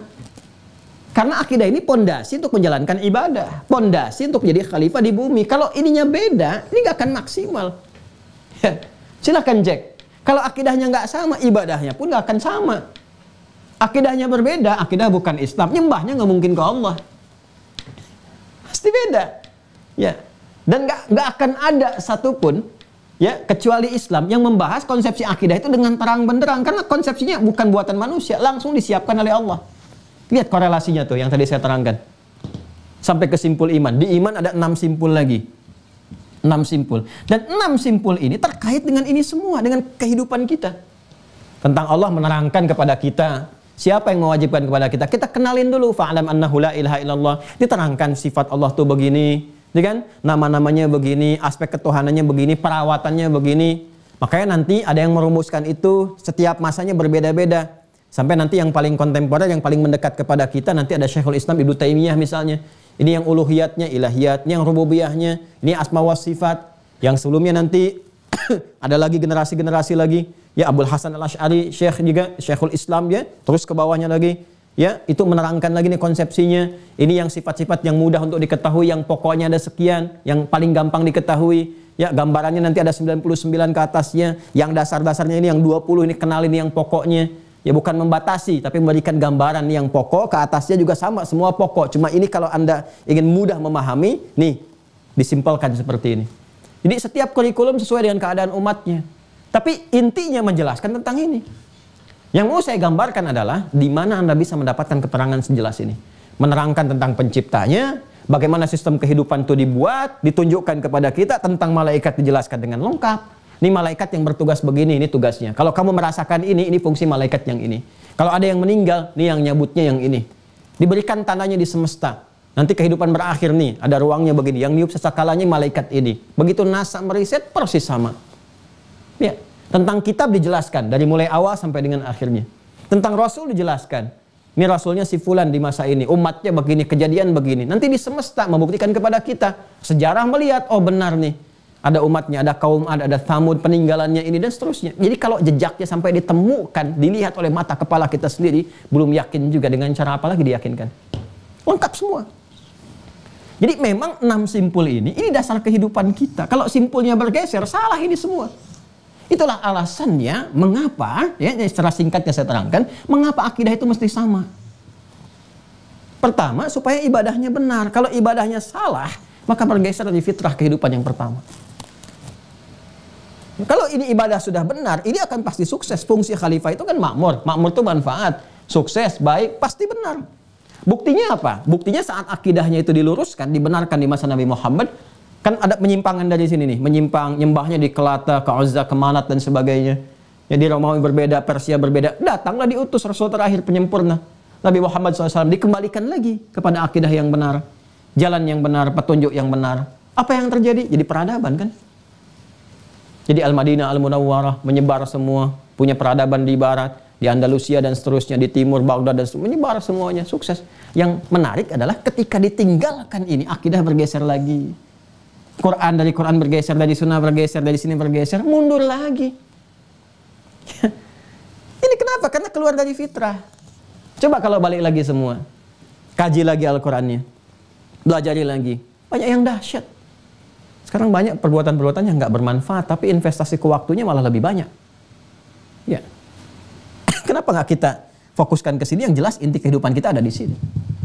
Baca Al-Quran tuh bisa 5 jam nih. Al-Quran 5 menit selesai. Shadaqallahul azim. Anda kadang-kadang lucu saya tuh. Mengatakan shadaqallah tapi cuma 5 menit. Shadaqallah tapi 5 menit. Sedangkan produk manusia yang bukan sodako itu bisa 5 jam. Coba lihat deh. Ya, baca berita ini itu bisa asik gitu ini lihat. Tapi shadaqallahul azim cuma 5 menit. Sedangkan di kalimat shadaqallahul azim itu Anda mengatakan maha benar Allah. Anda sendiri mengatakan ini maha benar. Ini yang paling benar nih. Kenapa pada yang paling benar cuma 5 menit? Ya, sedangkan yang relatif udah sampai 5 jam. Sibuk ya sampai sekolah bertingkat-tingkat dan sebagainya hanya untuk yang relatif. Ya, hanya untuk yang dunia yang ditinggalkan. Yang shadaqallahul azim 5 menit. Nah ini yang harus kita kembalikan nih. Jelas ya? Nah, jadi ini alasan logis yang pertama kenapa akidah mesti sama. Karena akidah itu adalah fitrah kehidupan yang dibawa oleh setiap manusia untuk mengimplementasikan 2 misi utama kehidupannya. Geser dari sini. Ya, tapi indahnya Allah itu kan la ikraha fiddin, nggak dipaksa. Ya, tapi bawa konsekuensi pulang. Nah, ini konsekuensinya ini yang berat nih saat pulang itu. Geser ibadah, ya itu pilihan manusia. Tapi saat pulang dijelaskan oleh Allah. Ini ancamannya nih. Ya, diberikan misi kok menyimpang. Dikasih bekal, Anda kasih misi nih sama petugas saya kan, pak pegawai di kantor nih. Anda kasih bekalnya macam-macam segalanya dan sebagainya. Tiba-tiba di tengah-tengah dia membelot. Kan? Pasti Anda kan akan memberikan punishment. Ya, ini Allah memberikan segalanya. Udara gratis, kehidupan, rezeki macam-macam. Ya, dan diciptakan kita untuk kemuliaan. Tujuan penciptaan manusia itu untuk kemuliaan. Makanya tempat yang disiapkan pun tempat yang paling mulia, surga. Itu kan paling mulia. Diciptakannya yang terbaik. Kan saya selalu katakan kalau Anda belum merasa yang terbaik, mainlah ke Ragunan, ke Taman Safari. Coba bandingkan. Bandingkan dengan makhluk yang sudah ada. Yang sudah ada aja, yang nggak ada kan nggak bisa kelihatan. Jin nggak bisa nampak, nggak usah dibandingin. Pasti lebih jelek lah. Ya, karena kalau ditampakkan Anda aja nggak mau lihat gitu kan. Makanya orang-orang yang mencari-cari kehidupan jin tuh, wah itu kurang sehat itu. Itu kurang sehat. Harus kita bantu supaya kembali pada yang baik. Ini dengan hewan coba bandingkan. Ya, yang paling gagah apa? Singa. Bandingkan dengan singa. Masih cakep Anda? Saya kita. Ya silahkan. Ya sampai apa lagi si amang misalnya. Ya, babon macam-macam sampai ketumbuhan. Nggak ada yang paling sempurna kecuali manusia. Dari penciptaan, dari akal. Wah ini makhluk kecil seperti ini kok bisa bikin yang besar, mesin pesawat yang terbang di atas, burung besi, ya kan? Bikin jembatan. Saya ini lagi melihat proyek di jalan tol kan kelihatan tuh dari studio kita itu. Saya bilang sama teman-teman, karena jauh tuh, bendanya kan besar-besar itu. Manusia kecil-kecil. Saya bilang sama teman-teman kemarin, itu bukan semut ya, itu manusia tuh. Dari jauh itu manusia tuh, lihat tuh. Ya, pasang gilder, pasang ini macam-macam yang besar-besar itu. Itu bayangkan tuh, kebayang nggak? Itu baru sepersekian % dari akalnya itu. Dari akalnya. Ya, tinggal pakai nafsu atau pakai iman. Kalau pakai nafsu ya hancur. Bikin senjata hebat-hebat, bagus-bagus, cuma buat perusakan aja. Bunuh-bunuh orang ini dan sebagainya. Tapi kalau bagus-bagus kan jadi peradaban, jadi baik. Nah dasar untuk baik itu apa? Iman. Kalau nggak ada iman rusak. Ya, Anda silahkan cek. Salah iman ya, salah praktis nanti, salah prakteknya. Ya, salah keyakinan, salah ibadah ya keliru. Ini yang terjadi kemudian kerusuhan di mana-mana, kan? Kalau mau diurut-urut, puncaknya ke sini salah ibadah. Yang pintar banyak, tapi kepintarannya digunakan untuk memonopoli, menjajah, ya, mengekspansi ini dan itu, baik di bidang politik, ekonomi, kehidupan militer dan silahkan cek. Tapi kalau benar kita kerjakan ini semua, baik semua. Ya, silahkan riset dalam Al-Quran, nggak ada satupun kata iman kecuali bersanding dengan kebaikan. Makanya kalau orang beriman benar pasti baik. Jadi kalau ada orang mengaku Muslim berbuat yang tidak baik, itu dikonfirmasi oleh Al-Quran nggak benar keislamannya. Ya, itu belum sampai ke taraf iman, nggak benar keimanannya. Itu kan yang di Quran surah 49 ayat ke-14 itu. Qalatil a'rabu amanna qul lam tu'minu walakin qulu aslamna walamma yadkhulul imanu fi qulubikum. Ya, kalau kalian bersikap begitu kata Allah menyimpang dari mata aja ngelihat yang nggak benar aja itu belum sempurna iman. Makanya kita berlatih supaya benar imannya. Ya, Anda bisa bayangkan melihat yang buruk aja nggak mampu apalagi mengerjakan keburukan.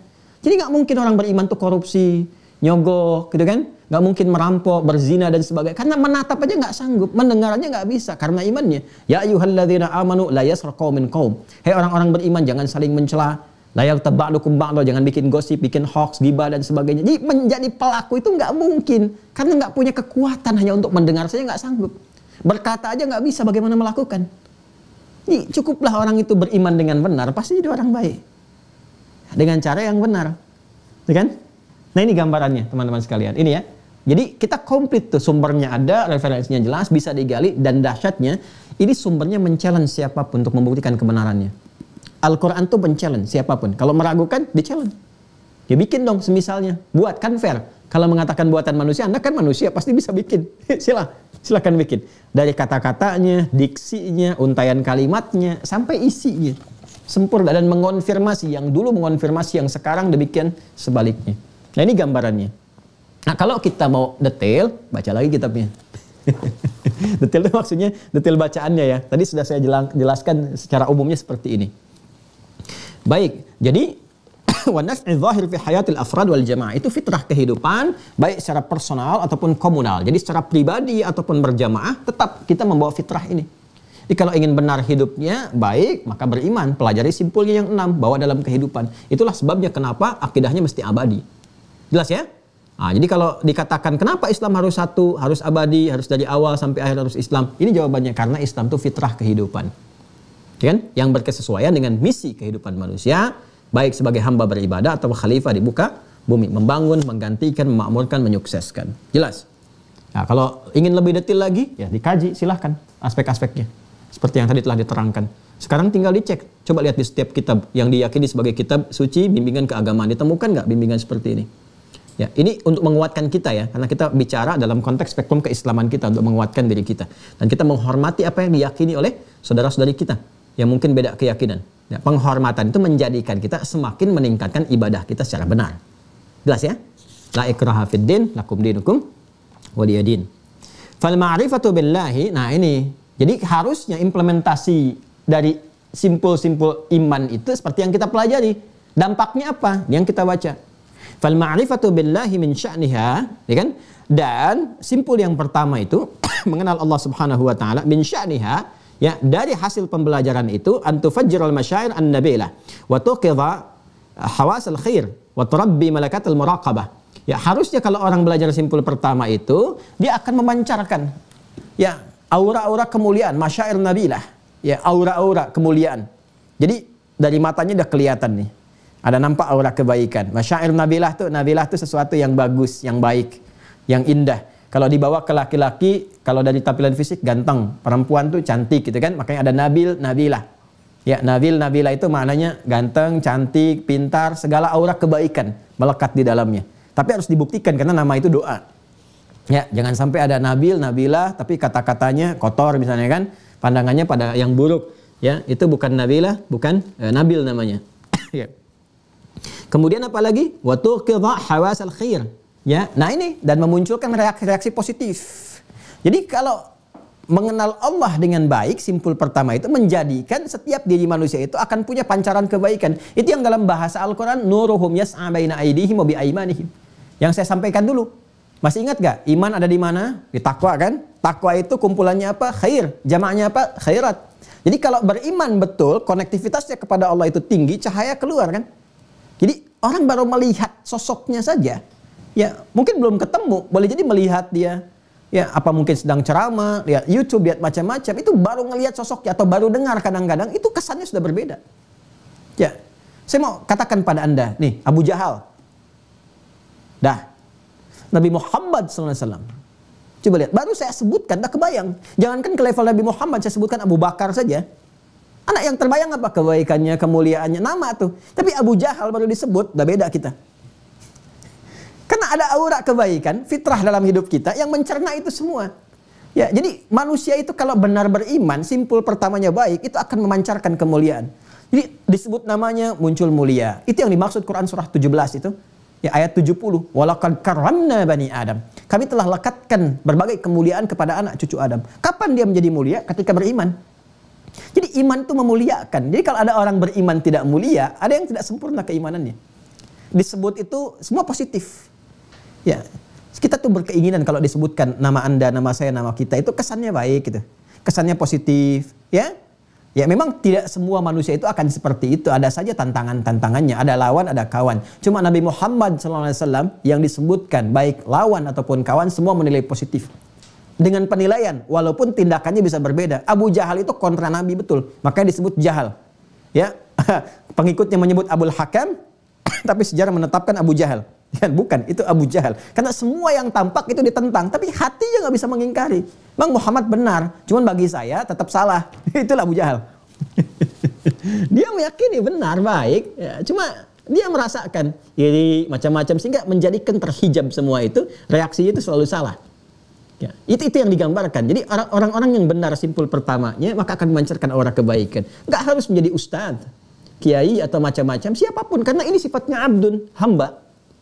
Jadi kalau kita benar menghamba kepada Allah, Anda mungkin nggak kenal figurnya. Tapi ketika Anda melihat orang itu rajin ke masjid, rajin ngaji, lain kan cara melihat kita. Karena konektivitas kepada Allahnya tinggi. Coba lihat sekitaran kita tuh. Orang-orang laki-laki, perempuan. Yang perempuan lihat perempuan. Yang laki-laki lihat laki-laki. Jangan ditukar. Ya kan? Silahkan cek. Begitu ada rajin misalnya ke masjid tuh. Rajin, kelihatan. Terus lihat Anda di setiap waktu sholat itu i'tikaf sejenak, baca Quran. Itu auranya berbeda. Ya, itu memiliki aura Rabbani yang cukup dalam. Nah, pandangan kita pun berbeda. Apalagi kalau dia membawa pesan-pesan itu. Ya, dari kalangan ustadz misalnya atau yang lain-lainnya, sepanjang benar itu membawa iman-iman yang benar dapat. Tapi kalau menyimpang, walaupun dia ustadz atau yang lainnya bergeser dari sini, menyalahi konsep ibadah, menyalahi itu, kesannya yang terbangun akan kontraproduktif, akan beda. Ya, ini yang pertama kan. Kemudian wa turabbi malakatal muraqabah. Ya, dan melatih kita untuk punya kemampuan mendekatkan diri kepada Allah, merasa terawasi. Muraqabah itu merasa terawasi. Ya, jadi terjaga mau bertutur kita merasa didengar oleh Allah, malu kalau berkata yang jelek. Mau bersikap yang buruk merasa terawasi, itu yang disebut ihsan namanya. Ya, kalau sudah terakumulasi jadi ihsan. Anta'budallaha ka'annaka tara fa in lam takun tarahu fa innahu yarak. Itu yang di hadis Muslim nomor hadis ke-8 itu. Jadi kalau sudah ada ihsan itu enggak perlu CCTV. Ya, bekerja itu ya. Ini saya kasih rahasia ya. Di antara kita aja nih subuh ini nih. Kalau Anda punya karyawan, latih menjadi ihsan. Ya, maka kos Anda untuk mengelola perusahaan akan lebih ringan. Anda gak butuh CCTV, ya supervisor itu bisa berkurang, paling-paling pada masalah teknis aja, bagaimana pekerjaan bisa berlangsung baik. Tapi kosnya akan lebih ringan, karena minim konflik, bekerja dengan baik. Kalau pekerja semua ihsan, maka latih akidah di pekerjaan itu. Ya, supaya menjadikan pribadi yang ihsan. Kalau sudah ihsan, anta'budallaha ka'annaka tarah. Jadi orang-orang itu bekerja sebagai ibadah, puncaknya sebagai ibadah dan merasa diawasi oleh Allah. Kalau merasa diawasi oleh Allah jadi muhsin semua, muhsin yang baik, yang ihsan. Itu enggak ada pencurian, arah-arah untuk korupsi, nyogok-menyogok, karena merasa malu kalau bekerja enggak optimal, bukan karena bosnya, Allah menyaksikan, melihat, memandang, mengawasi dan sebagainya. Nah, orang kalau belajar simpul iman yang pertama satu saja, lillah, al-imanu billah. Kalau benar simpul itu, udah baiknya itu betul-betul baik. Nah, sekarang kita cek, beriman enggak? Ayo, saya, Anda, kita semua beriman nggak? Kalau beriman, cek simpulnya. Sinyal 6 sinyal ini kan Anda kalau ada handphone kan ada sinyal 1, sinyal 2, 3, 4 kan itu kan. Coba lihat tuh. Di kehidupan kita aja kan, coba handphone lihat. Sinyalnya lemah, dari mana tahu lemah? Cuman segaris. Kan? Sampai sekarang tuh. Ya, dari 3G, 4G, dan seterusnya sampai ke atas. Coba lihat sinyalnya ke atas. Ada sinyalnya nggak? Ada yang ke atas gini, ada yang ke samping gini kan? Dari kecil 2, 3. Itulah sinyal iman itu 6 tuh, simpul kita tuh. Ya, coba dicek, makanya kuatin sinyalnya. Kalau masih lemah, kuatkan. Belajar lagi, kan? Tentang tauhid simpul pertama sehingga memancarkan itu. Ya, kemudian apa lagi? Kemudian wa tab'as ala talabi ma'alil umur wa asyrafiha wa tan'abil mar'i ala muhaqqaratil a'mal, ya, wa safsafiha. Dan teman-teman sekalian yang wasafafiha, dan seharusnya yang terjadi adalah kalau benar beriman kepada Allah, maka tadi ada aura-aura kebaikan, terjaga dalam kemuliaan, dan selalu termotivasi untuk mengerjakan yang baik. Dan terjauh dari segala-segala yang buruk. Bahkan bukan muhaqqaratil amal saja, hal-hal yang hina, pekerjaan-pekerjaan yang hina. Ya, tapi juga yang safafiyah, sesuatu yang ya bahasa-bahasa kekinian yang tidak harus dilakukan gitu kan, yang meruntuhkan kehormatan. Ya, yang menghadirkan, ya kalau bahasa saya nggak sanggup ya berkata karena nggak bisa menghadirkan kata-kata yang kurang baik gitu ya. Walaupun kita ingin menyontohkan istilah. Ya intinya yang tidak terhormat lah, mengurangi kehormatan kita. Walaupun tidak langsung dosa, tapi mengurangi marwah. Ya, bapak misalnya ibu usia 50 tahun, ya kan? Ya, mau jalan-jalan pakai sepeda, bagus. Tapi pakai sepeda cucu Anda yang 5 tahun, dosa sih enggak. Tapi meruntuhkan kehormatan. itu yang disebutkan pekerjaan yang menurunkan kehormatan. Jadi kalau orang beriman, imannya benar itu mengerjakan yang baik sekaligus menghindari hal-hal yang bisa menurunkan marwahnya. Walaupun belum tentu menghadirkan dosa seketika, tapi bisa menjadikan peluang dosa bagi yang lain. Ya kalau kita lihat misalnya ada kakek usia 60 tahun, pakai sepeda cucu yang 6 tahun keliling komplek, dia dosa sih enggak, cuma orang lain nanti akan berpeluang berdosa. Ya ada yang ghibah, ada yang mencibir, ada yang macam-macam. Nah itu yang menghadirkan dosa, itu menghindarkan muru'ah itu. Ya. Kemudian kalau kita baca cepat, wal ma'rifatu bil malaika, sedangkan nanti menguatkan, mengetahui, mempelajari simpul kedua tentang malaikat, tad'u ila tashabbu bihim wa ta'awun ma'ahum 'alal haqqi wal khair. Ya, jadi akan menghadirkan motivasi kepada kita untuk meneladani kemuliaan-kemuliaan malaikat itu. Masih ingat kan? Malaikat kan penciptaan jiwa materinya kan takwa. Ya kan? Sifatnya kan takwa, materinya cahaya, sifatnya takwa. Kan diciptakan dari nur. Sedangkan kita beriman meningkatkan nur. Nuruhum yas'a baina aydihim wa bi aymanihim. Kita beribadah untuk meningkatkan takwa. Sedangkan sifat malaikat diciptakan dari takwa. Apa pancaran takwa? La ya'sunallaha ma amarahum wa yaf'aluna ma yu'marun. Quran surah 66 ayat yang ke-6 itu. Jadi enggak bermaksiat. Jadi kita dengan mengetahui malaikat, meneladani malaikat yang enggak pernah maksiat. Wa nahnu nusabbihu bihamdika wa nuqaddisu lak, meningkatkan tasbih, tahmid, takdis kepada Allah, ya kan? Ya, meningkatkan penyembahan kepada Allah, menghadirkan sifat-sifat mulia, ya, menghilangkan sifat-sifat maksiat, menunaikan tugas dengan cara yang benar, wa yaf'aluna ma yu'marun. Kalau bekerja, ya, tunaikan sesuai dengan tupoksi dan sebagainya. Itu. Kama tad'u ila al-wa'yi al-kamil wal yaqdhah at-tammah fala yasduru minal insani illa ma huwa hasan. Wala yatasarrafu illa li ghayatin karimah. Jadi kalau sudah begitu meneladani malaikat dengan cara yang baik, sifat-sifat mulianya, maka insya Allah dihadirkan sifat-sifat baik yang tidak akan memberikan peluang hadirnya sifat-sifat buruk dalam kehidupan. Wal ma'rifatu bil kutubil ilahiyyah innama hiya irfanun bil manhajir rasyid alladhi rasamahu Allah Ta'ala lil insan kama yasil bisair alaihi ila kamalil maddi wal adabi. Sedangkan mempelajari simpul yang ketiga kepada kitab-kitab itu memberikan pedoman yang terperinci, paripurna dalam berkehidupan yang telah ditetapkan oleh Allah Subhanahu wa taala yang bisa menghadirkan kesempurnaan baik dalam raihan materi ataupun adab akhlak. Jadi kalau kita mempelajari benar kitab Allah ini ya pada Al-Qur'an, puncaknya apa? Ini pedoman hidup. Seharusnya kalau orang ngaji Quran dapat pedoman. Yang hasil dari pedoman itu melahirkan apa? 2. Kesempurnaan akhlak berupa tampilan berkehidupan. Makanya orang belajar Quran pertama kali pasti jadi baik. Pasti itu. Wa minhum sabiqun bil khairati biidznillah. Kalau orang belajar Qur'annya benar, jadi orang baik, bahkan pionir dalam kebaikan. Itu di Quran surah ke-35 Fatir, di penghujung ayat 32. Ya, thumma awrathal kitaba alladziina istafaina min ibadina faminhum zalimun li nafsi wa minhum muqtasid wa minhum sabiqun bil khairat biidznillah. Jadi kalau orang benar menjadi ahli Quran, yang pertama Allah berikan adalah perubahan pada kebaikan. Ya, itu yang pertama. Yang kedua nanti dorongan pada kesuksesan. Pasti sukses, ahli Quran itu pasti sukses, gak ada yang gak sukses. Jangan takut kehilangan materi, pasti malah materi yang datang. Ya, Anda dekat dengan pimpinan, akses mudah. Dekat dengan Allah, apa yang nggak mudah? Ya, makanya Bu ya Pak, saya tegaskan ya dari saat ini, bekalilah. Dulu para ulama kita, bahkan bukan cuma ulama, orang tua dulu, walaupun bukan ulama bapak ibunya, itu yang diberikan bekal dini pertama kali cuma 2, sholat dan Quran. Sholat dan Quran Pak Bu, kalau anak-anak itu sholatnya bagus, dengan Qurannya dekat, insya Allah terjamin hidupnya. Ahli Quran tuh nggak ada yang sengsara. Kalau benar-benar jadi ahli Quran.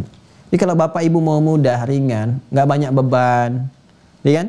Ringan dan Allah langsung yang memberikan segala kemuliaan. Jadikan ahli Quran deh anaknya.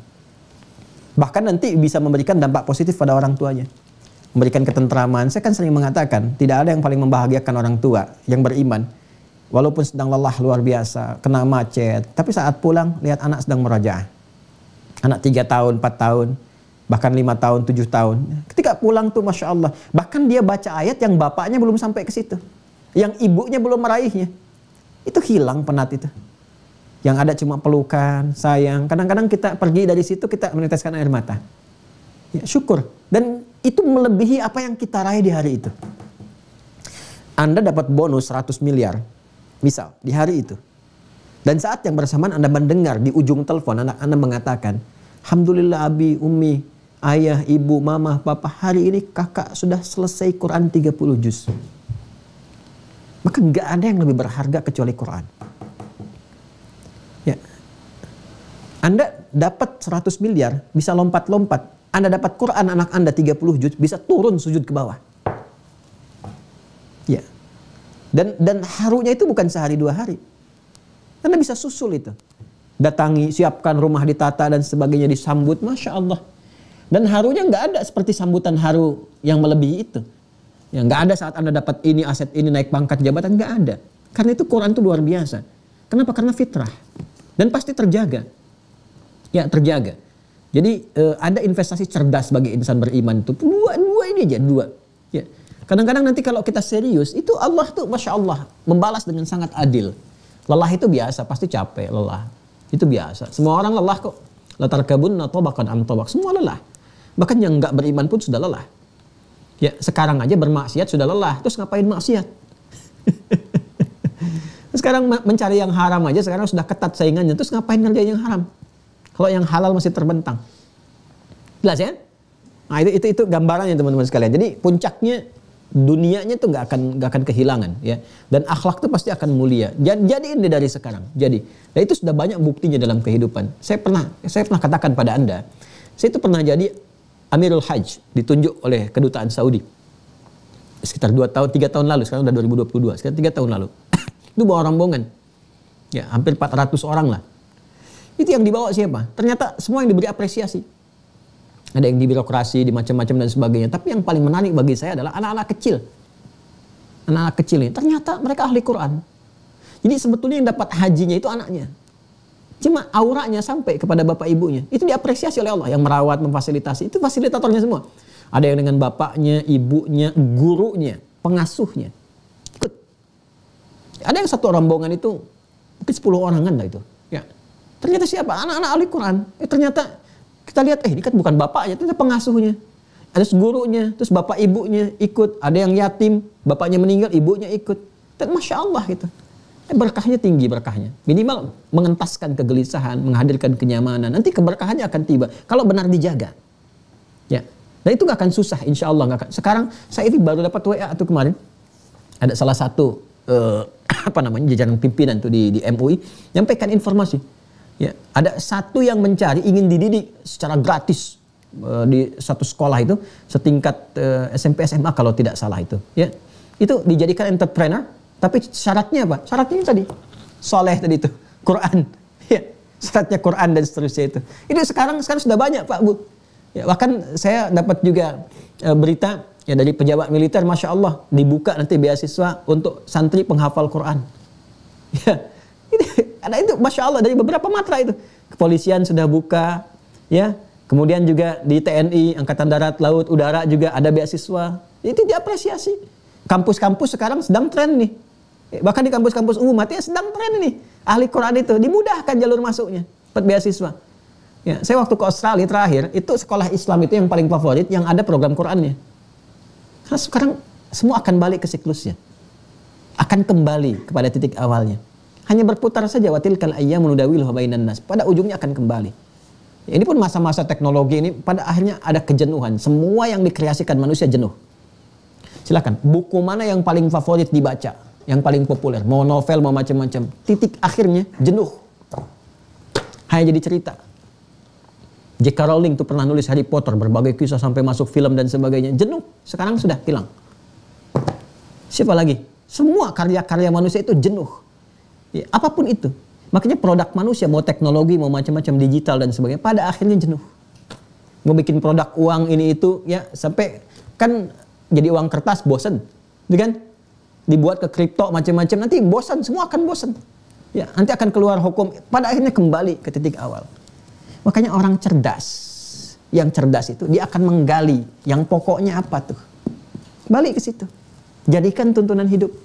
Itu aja, karena semua akan berputar balik ke situ lagi. Atau pada akhirnya meninggal juga.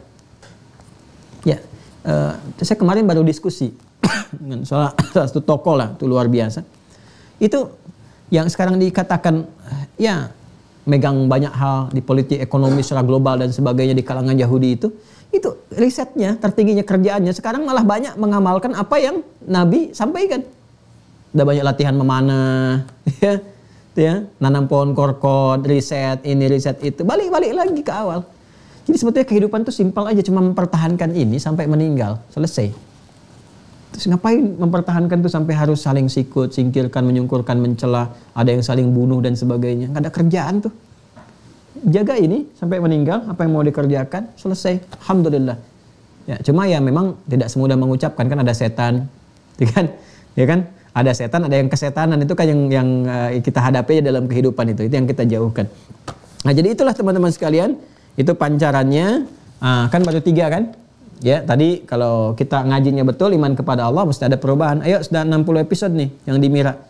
Saya tidak ingin ada yang belajar, tapi kemudian tiba-tiba pancarannya berbeda. Kok beda pancaran? Ya, harusnya menambah kedekatan kepada Allah, malah jadi rajin saling adu argumen. Itu bukan ciri khas dari apa yang saya ajarkan. Jadi kalau murid saya ada yang malah pandai berdebat, pandai berargumentasi, pandai saling ribut, itu saya tidak mengakui pembelajarannya, karena saya tidak mengajarkan demikian. Ya, hal pertama yang harus dilakukan dalam merubah diri kita jadi lebih baik.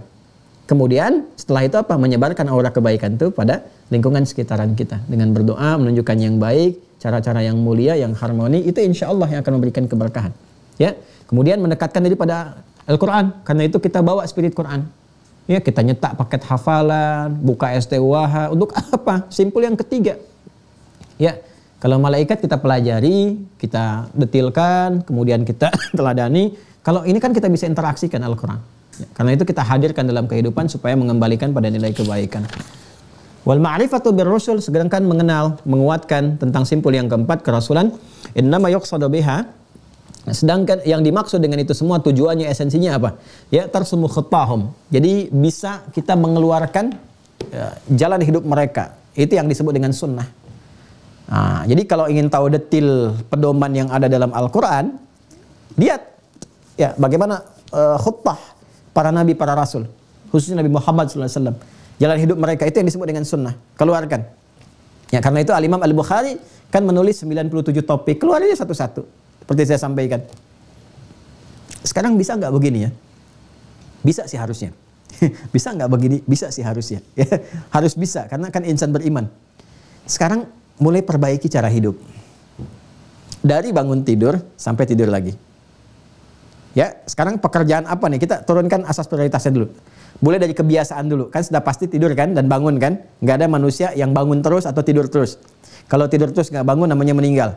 Ya, kalau bangun terus nggak tidur, itu mustahil terjadi. Ya, pasti ada sesuatu. Pasti tidur, pasti bangun. Nah, sekarang kita keluarkan satu-satu. Dari bangun tidur apa tuntunannya? Ya, keluarkan aja. Terus biasakan. Nggak harus menghafal dalil.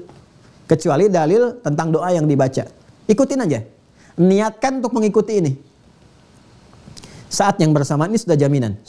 Laqad kana lakum fi Rasulillahi uswatun hasanah. Sudah jaminan. Kalau Anda ikuti saat yang bersamaan, dituliskan jadi pahala. Ini baru perkara bangun, Pak, Bu. Dan dalam Islam, itu bukan remeh-temeh. Semua yang ada dalam Islam itu besar. Jangan dianggap kecil. Ya, karena ini sesuatu yang besar, membangun kebesaran. Makanya tawarannya bagi ingin yang menjadi besar. Sukses, baik. Ya, coba ikuti cara bangun tidur seperti apa. Ya, cara berjalan, cara berpakaian, cara memasuki tempat-tempat tertentu, antara masuk dengan keluar, cara bersikap, cara makan, ikuti aja dulu satu-satu. Ya, nggak harus semuanya dulu, satu aja dulu. Satu hari ini saya ingin latihan bangun tidur seperti apa. Kita punya kajian As-Sunnah An-Nabawiyah tuh, coba dilihat. Dari makan bagaimana?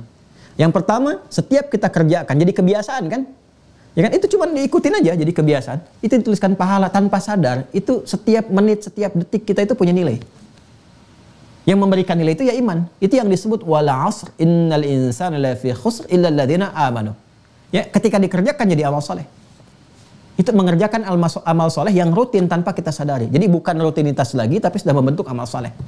Itu satu keuntungannya. Ya. Saat yang bersamaan, yang kedua, jadi teladan. Ya, jadi orang-orang yang mengikuti jejak-jejak para nabi ini, kalau kita Nabi Muhammad SAW diikuti, itu jadi teladan di setiap pekerjaannya.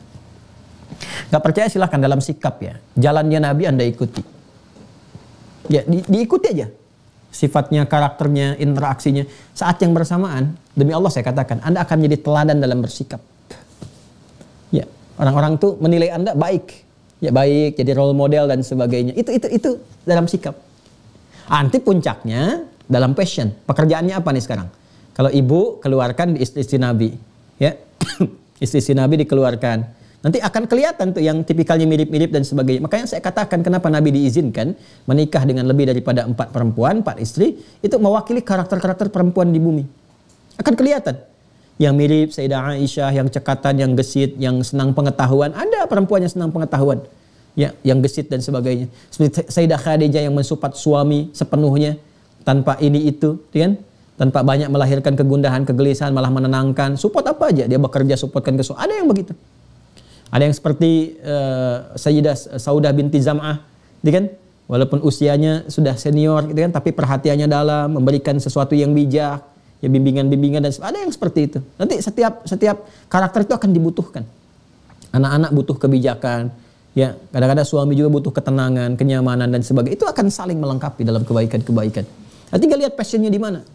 Ya, nggak ada yang lepas dari bimbingan dalam Islam. Anda berbisnis ada Kitabul Buyu'ah. Diplomasi, birokrasi sampai pemerintahan, Kitabul Imarah, ada semua. Ya, tinggal dikeluarkan aja. Nah, jejaknya di mana? Jejaknya miniasinya di kehidupan para nabi rasul. Makanya selain Al-Quran kan kita ada sunnah. Ya, kan dua kan? Al-Quran, sunnah, Al-Quran, sunnah. Al-Quran pedoman utamanya, sunnah prakteknya. Tinggal dilihat. Tinggal nanti disesuaikan dengan keadaan kita sekarang. Substansinya serupa, walaupun nanti ruangnya berbeda. Ya, itu indahnya. Wa takhalluq bi akhlaqihim, ini yang tadi saya sampaikan, dan meneladani bagaimana perilaku mereka, ya. Wa ta'assa bihim bi'tibari annahum yumathiluna al-qiyam as-salihah wal haya' an-nadhifa allati aradaha Allahu lin-nas, ya. Jadi kita bisa menyontoh bagaimana kemuliaan kehidupan mereka dari kebersihannya, kesolehan mereka, kemuliaan perilakunya dan sebagainya. Jadi intinya bagaimana kita membawa citra itu melekatkan pada diri kita semampu yang bisa kita lakukan. Wal ma'rifatu bil yaumil akhir hiya aqwa ba'its 'ala fi'lil khair. Aqwa ba'itsin 'ala fi'lil khair wa tarkis syarri. Sedangkan simpul yang kelima, mempelajari hari akhir itu adalah motivasi terkuat untuk terus meningkatkan kebaikan dan meninggalkan keburukan. Harusnya dimotivasi. Ya. Karena itu yang dihadirkan tentang yaumul akhir itu kan surga, neraka, kan? Surga, neraka, surga untuk motivasi, mengerjakan kebaikan, neraka-neraka itu yang disampaikan info-infonya sebagai satu dorongan yang kuat pada jiwa kita untuk meninggalkan segala keburukan. Jadi kalau sadar itu, ya. Tapi kalau misalnya nggak belajar simpul yang kelima, nggak belajar tentang hisab, dahsyatnya hisab, menegangkannya suasana saat yaumul mahsyar, itu nanti perasaannya biasa. Kenapa? Karena nggak tahu. Ya, kalau nggak diberitahu tentang bahaya sesuatu, kan jadi nyantai. Coba Anda jalan ya, jalan di jalan biasa, nggak dikasih tahu kalau di situ ada 5 singa yang sedang lapar. Anda santai aja, ya. Tiba-tiba di belakang, oh apa sih? Ya tahu-tahu singa, ya kan? Terus singanya diem aja, ya masih ngelihat Anda. Anda takut, tapi nggak diterkam. Tanya sama pawang, kok diem aja Pak singanya? Ah, biasanya lagi baca doa makan. Misal ya, ini ya canda aja. Saya mau katakan bahwa apa? Saya mau katakan bahwa orang yang nggak tahu ada bahaya cenderung santai, nggak tahu ada lubangnya santai aja, tiba-tiba kepleset, jatuh, ya kan? Dan seterusnya. Jadi hal-hal yang demikian itu bisa kita hindari dalam kehidupan. Sama persis orang yang tahu tentang dahsyatnya hisab, kali-kali ngaji tuh tentang suasana kiamat, di hisab itu bagaimana, keluarin ayatnya, baca hadisnya. Anda kerja di mana? Urusan keuangan tuh bahaya itu. Ya kalau nggak bisa ngelola dengan baik. Itu banyak hadisnya lah. Amanah kedudukan tuh bahaya kalau nggak bisa ngelola dengan baik dan seterusnya. Ya. Nah ini kalau kita turunkan, Allahu Akbar. Saya tuh kadang-kadang suka kalau ngeluarin ayat-ayat Quran ya tentang bagaimana suasana-suasana itu tuh itu ngeri gitu. Ngeri kalau kita nggak waspada dari sekarang itu. Tapi kalau sudah kita tahu ilmu dan sebagainya, ada ketentraman dengan cara yang benar. Ya. Hati-hatilah, hati-hati. Kalau saya katakan hati-hati, yauma yafirrul mar'u min akhihi wa ummihi wa abi, ya kan? Wa sahibati wa bani likulli imri'in yauma idzin sya'nu yubni. Itu baru suasana kiamat. Belum di mahsyarnya, dikumpulkannya. Ya, belum nanti ancaman-ancaman siksa bagi orang yang abai dari urusan agama, sibuk dengan harta benda dan sebagainya, itu banyak hal. Ya, karena itu hadirkan ayat-ayat tentang surga, terus turunkan di kurikulum. Di keluarga itu aja yang dikerjakan. Ya, misalnya mau masuk surga Firdaus, turunkan amalan surga Firdaus. Apa aja, itu aja konsisten sampai meninggal. Keluarkan satu-satu. Ini ciri khas surga Firdaus nih, salatnya begini, zakatnya begini. Pelajari salat, konsisten sampai wafat, itu aja. Ya, nggak usah sibuk mikirkan orang lain, tapi hadirkan aura kebaikan supaya orang lain mendapatkan keteladanan. Kecuali kalau dapat amanah untuk memikirkan orang. Ya, dapat kedudukan, karena ada orang-orang tertentu yang memang didesain itu disiapkan memang jadi sesuatu untuk mikirkan yang lain lagi. Ulama mikirkan umat, pemimpin mikirkan rakyat dan sebagainya gitu kan. Tapi kalau kita nggak masuk ke ranah itu, ya biasa konsisten di pekerjaan kita aja. Kayak Bilal konsisten tuh, konsisten adzan, gitu kan. Sampai Nabi meninggal, beliau menjaga itu aja terus sampai wafat. Ditawarin jadi kalau sekarang hakim agung nggak mau, dikasih harta nggak mau jaga ini aja sampai meninggal karena nggak tahu kapan meninggalnya. Jadi kalau sudah punya visi hidup tuh ya begitu. Nanti ada yang ngajar aja. Ali bin Abi Thalib, Abu Hurairah ngajar aja. Tawarin ini nggak mau, pengen itu aja. Nanti ada yang bisnis aja. Ya kayak Abdurrahman bin Auf, Utsman bin Affan, harta aja. Ditawarin miskin nggak mau, ya, karena ibadahnya di harta. Sama dengan kita kan, tawarin miskin nggak mau kan, cuman nggak ibadah dengan harta. Ini kan yang repot tuh di situ. Kalau ini kan udah punya visi tuh, misinya jelas. Saya mau ibadah dengan harta, ditawarin miskin nggak mau. Baunya itu kerja aja kaya supaya bagi-bagi. Sedekah. Jadi bukan buat ngumpul-ngumpul, ketinggalan. Ya, kalau kaya untuk ria, wah itu sudah gagal total lah itu ya. Sudah nggak ada nilai. Ini tuh kayaknya memang kaya untuk berbagi. Ya, ada yang di kedudukan aja. Kedudukan supaya menebarkan aura kebaikan. Ada yang di militer, macam-macam. Di apa sih yang mau dikerjakan? Anda tuh mau jadi apa sebetulnya? Mau jadi apa? Dari sekarang disiapin. Jangan sampai udah dewasa, udah senior, udah usia ini tapi belum jelas, belum tahu hidupnya mau kemana. Masa udah dikasih 50-60 tahun belum tahu hidupnya mau ngapain? Ya, harus kita petakan kan. Nanti wariskan itu pada anak cucu sebagai legasi yang terbaik. Jadi jariah setelah itu. Ya, pada akhirnya akan pulang. Seperti kita diperlihatkan ada yang wafat setiap hari. Begini. Ya. Terakhir wal ma'rifatu bil qadari tuzawwidul mar'a biquwa wa taqat tatahadda kullal aqab was sa'ab wa tusaghhir dunaha al ahdath al jasam. Allahu akbar. Dan mengetahui simpul yang terakhir yang keenam itu membuat kehidupan kita lebih tenang, lebih nyaman, lebih mudah mengatasi persoalan. Ya kan? Ketemu macet, ya sudah nggak usah gelisah. Ngapain klakson nggak jelas, menggerutu ini dan itu tetap macet juga. Ya tapi kalau sudah paham qada dan qadar, alhamdulillah yang telah dihadirkan suasana seperti ini, mungkin Allah menginginkan yang lain. Udah, pekerjaan tinggal telepon, pimpinan apa ini terjebak suasana begini, apakah bisa meeting disambungkan? Ya, lewat koneksi digital, bisa nggak video call sekarang apa yang bisa diselesaikan? Masya Allah, kan? Kalau di jalan bisa menghafal Quran, sampai dengar murattal, sambil murajaah, sambil baca selesaikan yang lain. Jadi orang-orang yang paham qada dan qadar itu, hidupnya efektif semua, solutif semua. Mengalami situasi ini, udah manfaatkan apa yang bisa dikerjakan. Jadi keluhan-keluhan tuh bisa direduksi. Bahkan nggak muncul, apapun itu. Dan ini bahasanya indah sekali. Wa tusaghhiru dunaha al ahdath al jassam. Jadi bisa mengecilkan segala yang besar-besar itu. Walaupun tetap jadi tantangan, tapi terselesaikan. Ya, dan ringan, nggak mengeluarkan satu respon yang melahirkan sifat-sifat negatif atau sikap-sikap yang kontraproduktif. Jadi wajar, karena itu tantangan juga. Ya, tantangan. Saya mencari diksi tantangan dibandingkan dengan hambatan. Ya, ada begini, ini tantangannya. Sudah, kalau sudah begini apa yang harus dikerjakan? Pak, ternyata hasilnya begini, Pak. Oh gitu ya.